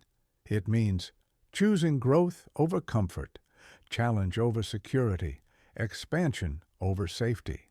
It means taking on projects that scare you, having conversations you've been avoiding, pursuing goals that require you to become more than you currently are. The key is approaching these challenges with the right mindset. You're not trying to prove you're already perfect. You're trying to prove you can learn and grow. You're not trying to never fail. You're trying to prove you can recover from failure and use it to become better. Focusing on contribution, not self-protection. The fifth pillar is contribution focus, the shift from asking, "What can I get?" to asking, "What can I give?" When you focus on how you can add value, solve problems, and help others succeed, you become less self-conscious and more naturally confident. You're not worried about being judged because you're focused on being useful. Most confidence issues stem from excessive self-focus. When you're constantly worried about how you look, what people think, whether you're measuring up, you create anxiety and self-doubt. But when you shift your focus to how you can contribute, serve, and add value, these self-focused concerns naturally fade into the background. This doesn't mean neglecting your own needs or becoming a doormat. It means approaching situations with a service mindset rather than a self-protection mindset. Instead of thinking, "I hope I don't embarrass myself," think, "How can I make this meeting productive?" Instead of thinking, "I hope they like me," think, "How can I be genuinely helpful to this person?" Recognizing your evidence, the final element is developing what I call evidence awareness, the practice of consciously recognizing and remembering your successes, growth, and progress, rather than focusing only on failures and limitations. Most people have a negativity bias that causes them to remember failures more vividly than successes and to discount their achievements while magnifying their mistakes. This mental pattern systematically undermines confidence by creating a distorted view of their actual track record. Combat this bias by keeping a success journal where you record daily wins, no matter how small. Document challenges you've overcome, skills you've developed, positive feedback you've received. Review this evidence regularly to maintain an accurate picture of your capabilities and progress. Building unshakable confidence isn't about becoming arrogant or believing you're better than others. It's about developing an accurate assessment of your capabilities and a realistic optimism about your potential for continued growth. It's about knowing you can handle whatever comes your way, not because nothing bad will ever happen, but because you have the tools to deal with whatever does happen. Chapter 11. Mastering non-reaction in your relationships. Relationships are where emotional control matters most, and where most people struggle the most. You can master your emotions in every other area of life, But if you lose control with the people closest to you, you'll sabotage the very relationships that matter most. The people who love you see you at your worst, when you're tired, stressed, emotionally depleted. This is when your true level of emotional mastery is revealed. Most relationship conflicts aren't really about the surface issue being discussed. They're about underlying emotional patterns, unmet needs, and unconscious triggers that both people are reacting to without awareness. When you learn to not react emotionally during relationship conflicts, you can address the real issues instead of getting caught in endless cycles of blame, defensiveness, and escalation. The choice between connection and control. The first principle of relationship, emotional mastery, is understanding that every interaction is a choice between connection and control. When you're emotionally reactive, you're choosing control. You're trying to make the other person wrong, to prove your point, to defend your position. You're more focused on winning the argument than maintaining the relationship. But when you choose non-reaction, you're choosing connection. You're prioritizing the relationship over being right. This doesn't mean becoming a doormat or accepting unacceptable behavior. It means responding to problematic situations in ways that preserve dignity and create possibilities for resolution rather than just venting your emotional reactions. It means being strong enough to stay calm when the other person is losing control. Taking responsibility for your half. The second principle is taking responsibility for your 50% of every interaction. You cannot control the other person's words, actions, or emotional state, but you have complete control over your response to their words, actions, and emotional state. When you focus on controlling your 50% instead of trying to control their 50%, you become incredibly powerful in relationships. Most people spend their relationship energy trying to change, fix, or control their partner, children, or friends. This is exhausting and ineffective because you're trying to control things outside your control. When you redirect that energy toward managing your own responses, you become a calming, stabilizing force that actually influences others to be their best selves. Think about it. When you stay calm while someone else is upset, it often helps them calm down too. When you respond with curiosity instead of defensiveness, it often shifts the whole conversation. You can't control whether they choose to be reactive, but you can control whether you join them in that reactivity. De-escalation. Over-escalation. The third principle is learning to de-escalate rather than escalate conflicts. When someone is emotionally activated, your natural tendency might be to match their energy level. They raise their voice, so you raise yours. They become critical, so you become defensive. They withdraw, so you pursue. This unconscious mirroring amplifies the conflict instead of resolving it. Strategic non-reaction means consciously choosing to lower the emotional temperature of interactions. Speak more quietly when they speak loudly. Become more curious when they become critical. Give space when they're overwhelmed. This counterintuitive approach often breaks the negative pattern and creates space for actual communication. I remember a time when my partner was upset about something I'd done. My first instinct was to defend myself, to explain why it wasn't my fault. But I caught myself, took a breath, and instead said, "You're right to be upset. Help me understand what you're feeling." That simple shift from defense to curiosity completely changed the conversation. Within minutes, we were having a productive discussion instead of an argument. Separating person from behavior. The fourth principle is separating the person from their behavior. When someone you care about does something hurtful or frustrating, your emotional reaction tends to globalize the behavior. Instead of thinking, they did something inconsiderate, you think, they are an inconsiderate person.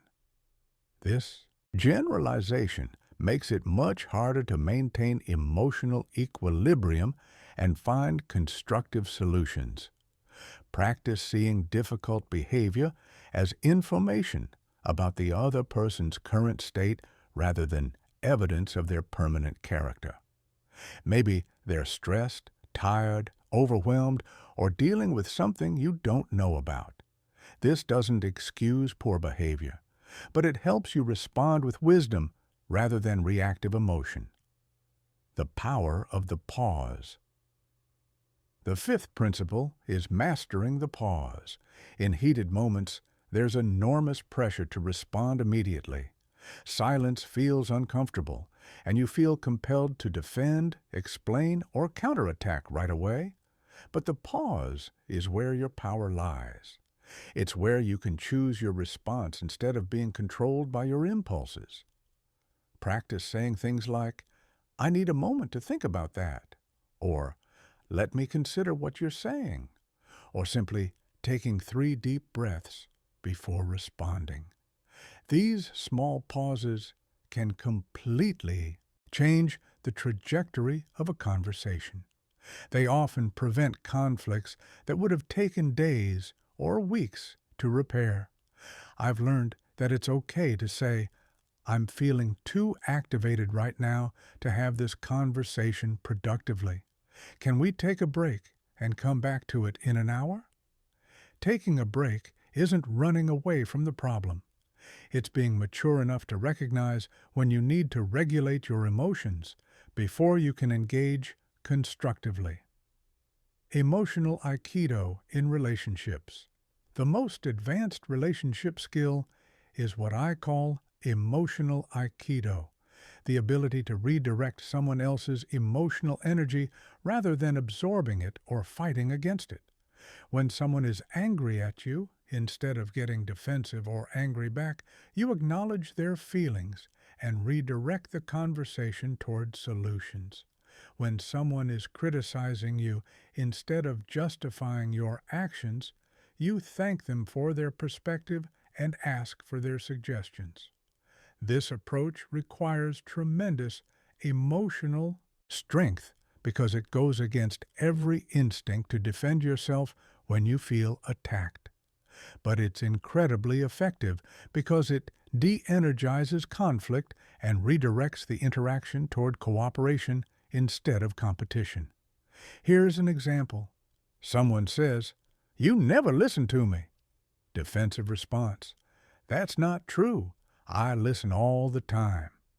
Aikido response, "You're right that you don't feel heard.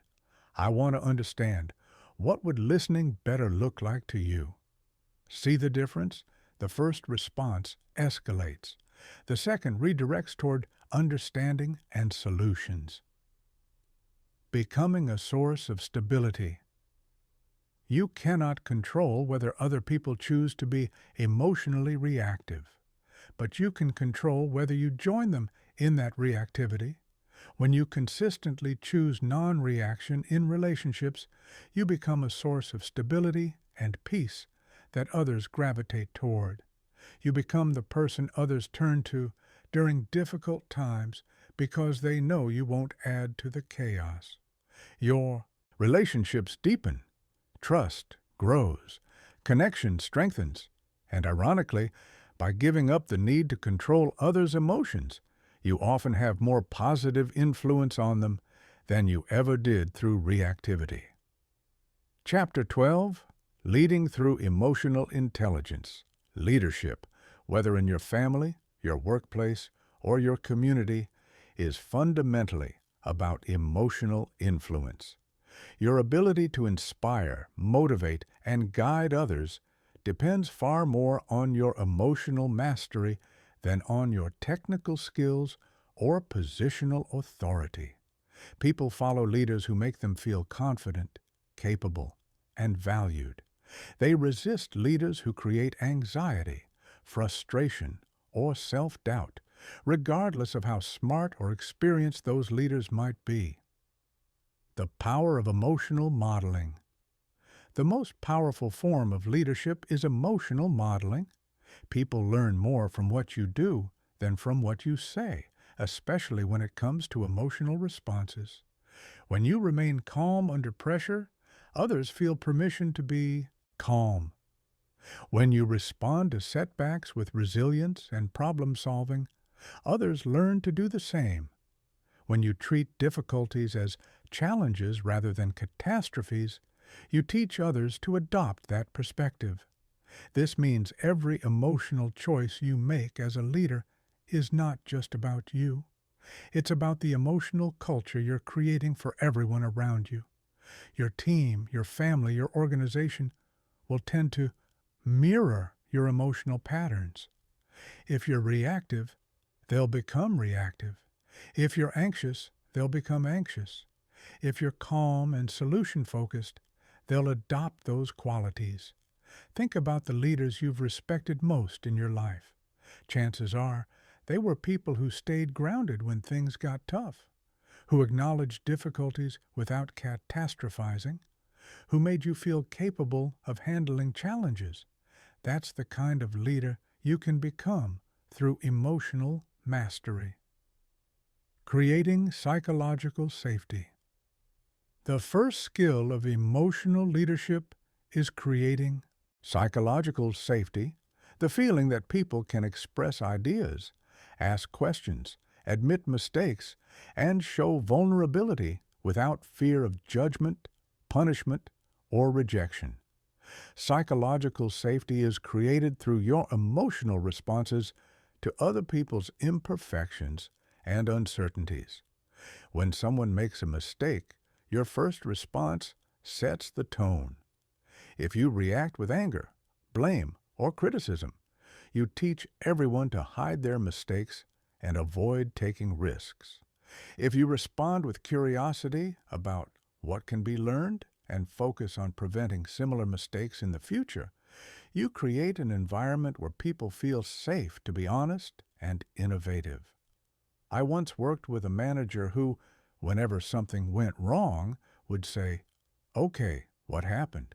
What can we learn? What do we need to change?" No blame, no anger, just curiosity and problem solving. People on that team took more risks, admitted mistakes faster, and innovated more than any other team in the company. Why? Because they felt safe. Managing emotional contagion. The second skill is emotional contagion management. Emotions are literally contagious through mirror neurons and social dynamics. When you walk into a room, your emotional state influences everyone else's emotional state, often unconsciously. This gives you enormous power to influence the energy and productivity of any group. Before entering important interactions, consciously choose the emotional state you want to transmit. If you want the meeting to be productive and collaborative, embody those qualities yourself. If you want your team to feel confident about a challenging project, make sure you genuinely feel and express confidence. Your emotions ripple outward. Use that power intentionally. Strategic emotional authenticity. The third skill is strategic emotional authenticity. This doesn't mean expressing every emotion you feel without filter. It means being genuine about your emotional state while choosing expressions that serve the situation and the people involved. You can be authentically concerned about a problem while expressing that concern in ways that motivate rather than discourage. Sometimes authenticity means sharing your vulnerabilities and uncertainties to create connection and trust. I don't have all the answers here, and I'm feeling uncertain too, but I know we can figure this out together. Other times it means projecting strength and confidence to help others feel secure. This is challenging, and I'm confident we have what it takes to handle it. The key is matching your emotional expression to what the situation requires while remaining true to your core values and character. Transforming conflict into breakthrough. The fourth skill is conflict transformation. Most people either avoid conflict or handle it poorly. But leaders must be able to navigate disagreements and tensions in ways that strengthen rather than damage relationships. This requires seeing conflict as information about differing perspectives and unmet needs rather than as personal attacks or character defects.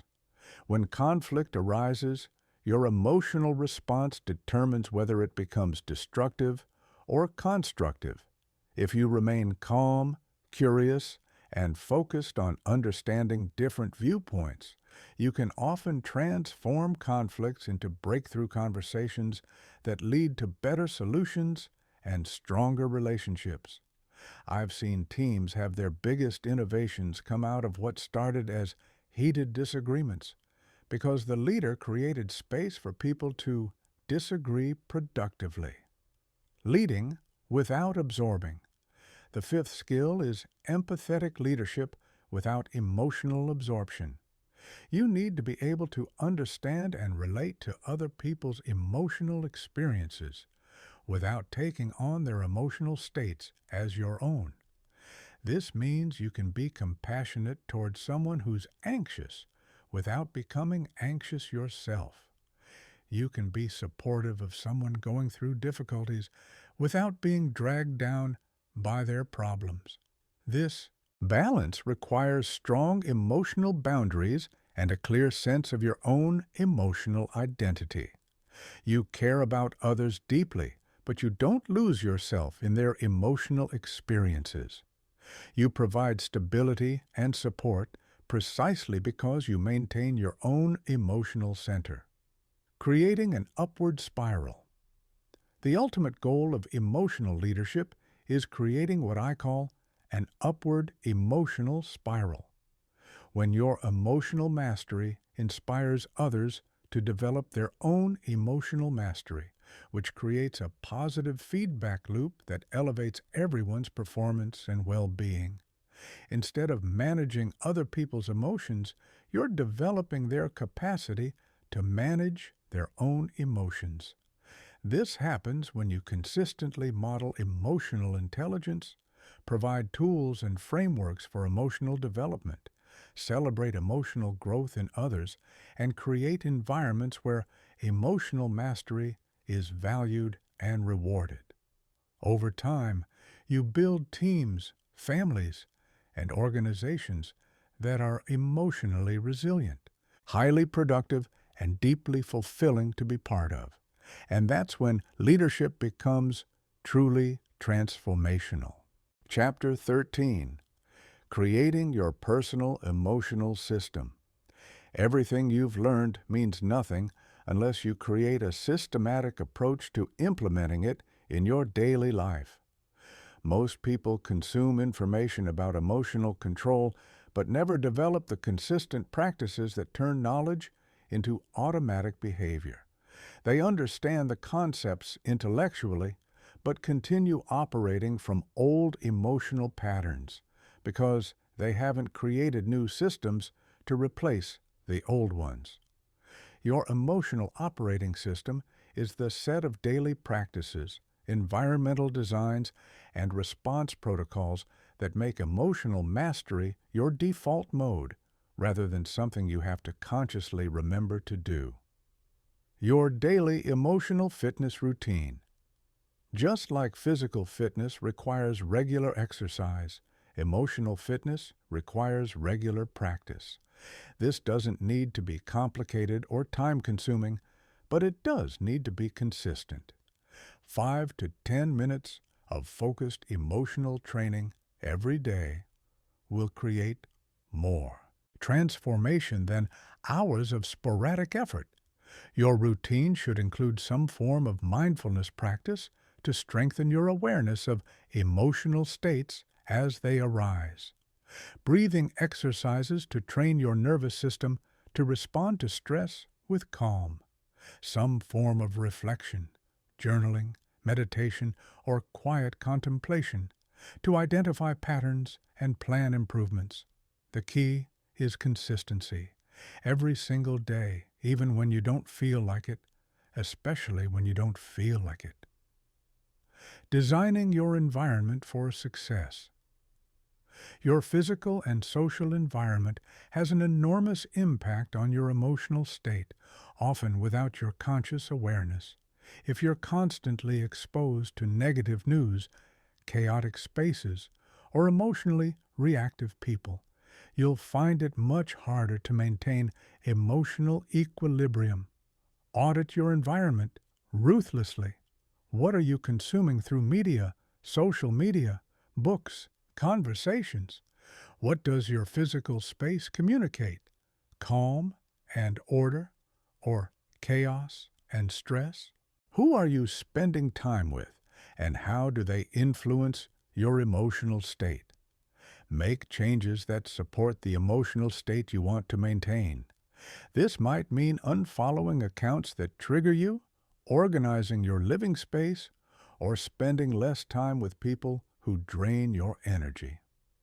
Planning for your triggers. You need to become intimately familiar with your personal emotional triggers and have specific strategies ready for each one. This isn't about avoiding triggers, that's impossible and counterproductive, but about having planned responses that align with your values and goals. Keep a trigger journal for 2 weeks. Every time you have an emotional reaction, write down what triggered it, what you felt, how you responded, and what you wish you'd done differently. Look for patterns. Then develop specific response strategies for each category of trigger. When this happens, I will do this instead. Chapter 14. Thriving in High-Stakes Moments. The ultimate test of your emotional mastery comes in high-stakes environments where the consequences of losing control are severe and immediate. These are situations where careers can be made or broken, relationships can be permanently affected, opportunities can be lost. High-stakes environments reveal the difference between intellectual understanding and true embodied mastery. When everything is on the line, your true level of emotional development becomes clear. The good news? Everything you've practiced has been preparing you for these moments. Crisis situations reveal who you really are. While others are being hijacked by their amygdala, you remain connected to your prefrontal cortex. While others are reacting to the emotional intensity, you're focusing on the practical steps needed to address the actual problems. In negotiations and confrontations, your ability to remain emotionally centered gives you enormous strategic advantages. People reveal their true intentions when they're emotionally activated, but they can only take advantage of your reactions if you have them. The key is separating your ego from the outcome. When you're emotionally invested in being right or getting your way, you become predictable. When you can remain detached from any specific outcome while staying committed to your core interests, you become nearly impossible to manipulate. When performing under scrutiny, whether presenting to important audiences or being evaluated for promotions, the solution is shifting focus from how you're being perceived to how you're serving others.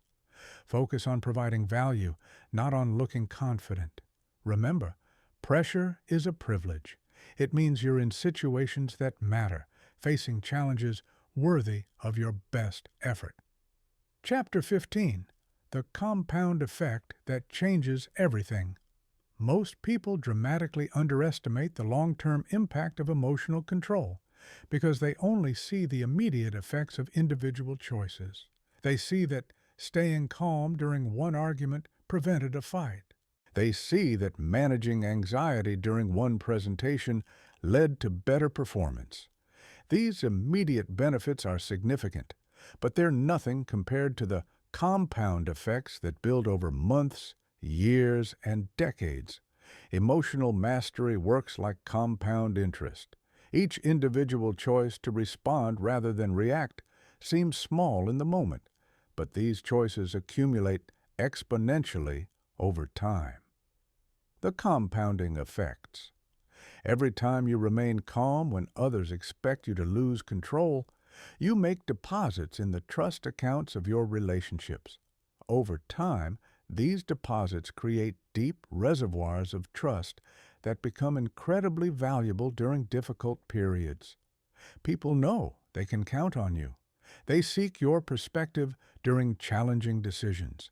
They want you on their team during high-pressure projects.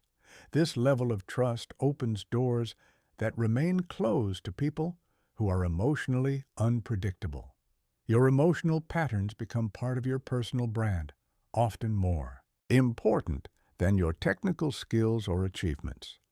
When you consistently demonstrate emotional mastery, you develop a reputation as someone who can be trusted with important responsibilities and challenging situations. This reputation creates a positive feedback loop.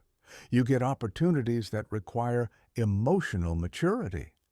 Successfully handling these opportunities builds your skills and confidence.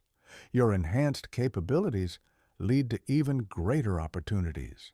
When you're not being driven by emotional reactions, you make consistently better decisions across every area of your life.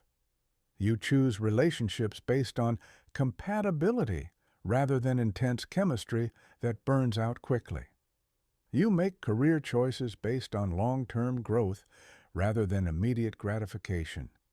You handle conflicts based on what will strengthen relationships rather than what feels good in the moment. These better decisions compound over time into dramatically better life outcomes. Perhaps most importantly, emotional mastery creates a deep sense of inner peace that comes from knowing you're living according to your values and responding to life from wisdom rather than fear. You develop an inner stability that's not dependent on external circumstances. This inner peace isn't the absence of challenge or difficulty. It's the presence of confidence that you can handle whatever life presents. Becoming anti-fragile. The ultimate compound effect of emotional mastery is becoming anti-fragile. This means you don't just survive challenges and setbacks, you become stronger because of them. Every difficult situation becomes an opportunity to practice and strengthen your emotional skills. Every person who tries to manipulate or upset you becomes unwitting training for greater mastery. When you reach this level, you become virtually unshakable. Not because nothing difficult ever happens to you, but because you have unshakable confidence in your ability to handle whatever does happen. You become a source of strength and stability for others, a person who makes every situation better simply by being present and emotionally centered. Conclusion: the choice is yours. We've covered a lot of ground together, from understanding why your brain seems determined to sabotage you, to the pause method for immediate control, to building long-term resilience, to transforming negative emotions into fuel, to leading others through emotional intelligence. But all of this knowledge means nothing without one thing: your decision to actually implement it. You have a choice right now. You can continue living at the mercy of your emotional reactions, letting temporary feelings drive permanent decisions, remaining trapped in cycles of regret and limitation. Or you can commit to the patient, consistent practice of emotional mastery and unlock the compound benefits that will transform every aspect of your life. The path isn't easy. It requires showing up every single day, even when progress feels invisible. It requires catching yourself mid-reaction and choosing differently.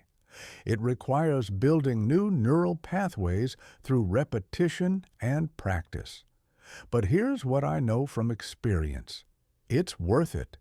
Every relationship you preserve because you didn't say that thing in anger. Every opportunity you seize because you didn't let fear paralyze you. Every challenge you overcome because you stayed calm when others panicked. Every person you inspire because they see you living with emotional mastery. It all compounds. The time to start is now, not tomorrow when you feel more motivated, not next week when your schedule is clearer, not next year when your life is less stressful. Now, because every day you delay is another day of lost compound interest on the most important investment you can make, the investment in your own emotional development and inner mastery. You have everything you need. The knowledge is here. The techniques are proven. The science backs it up. All that's left is your choice. Will you take back control of your life by mastering the space between stimulus and response? Will you become the kind of person who stays grounded when everything around you is chaos? Will you build the unshakable inner strength that separates those who thrive from those who merely survive? The power is yours. It always has been. It's time to claim it.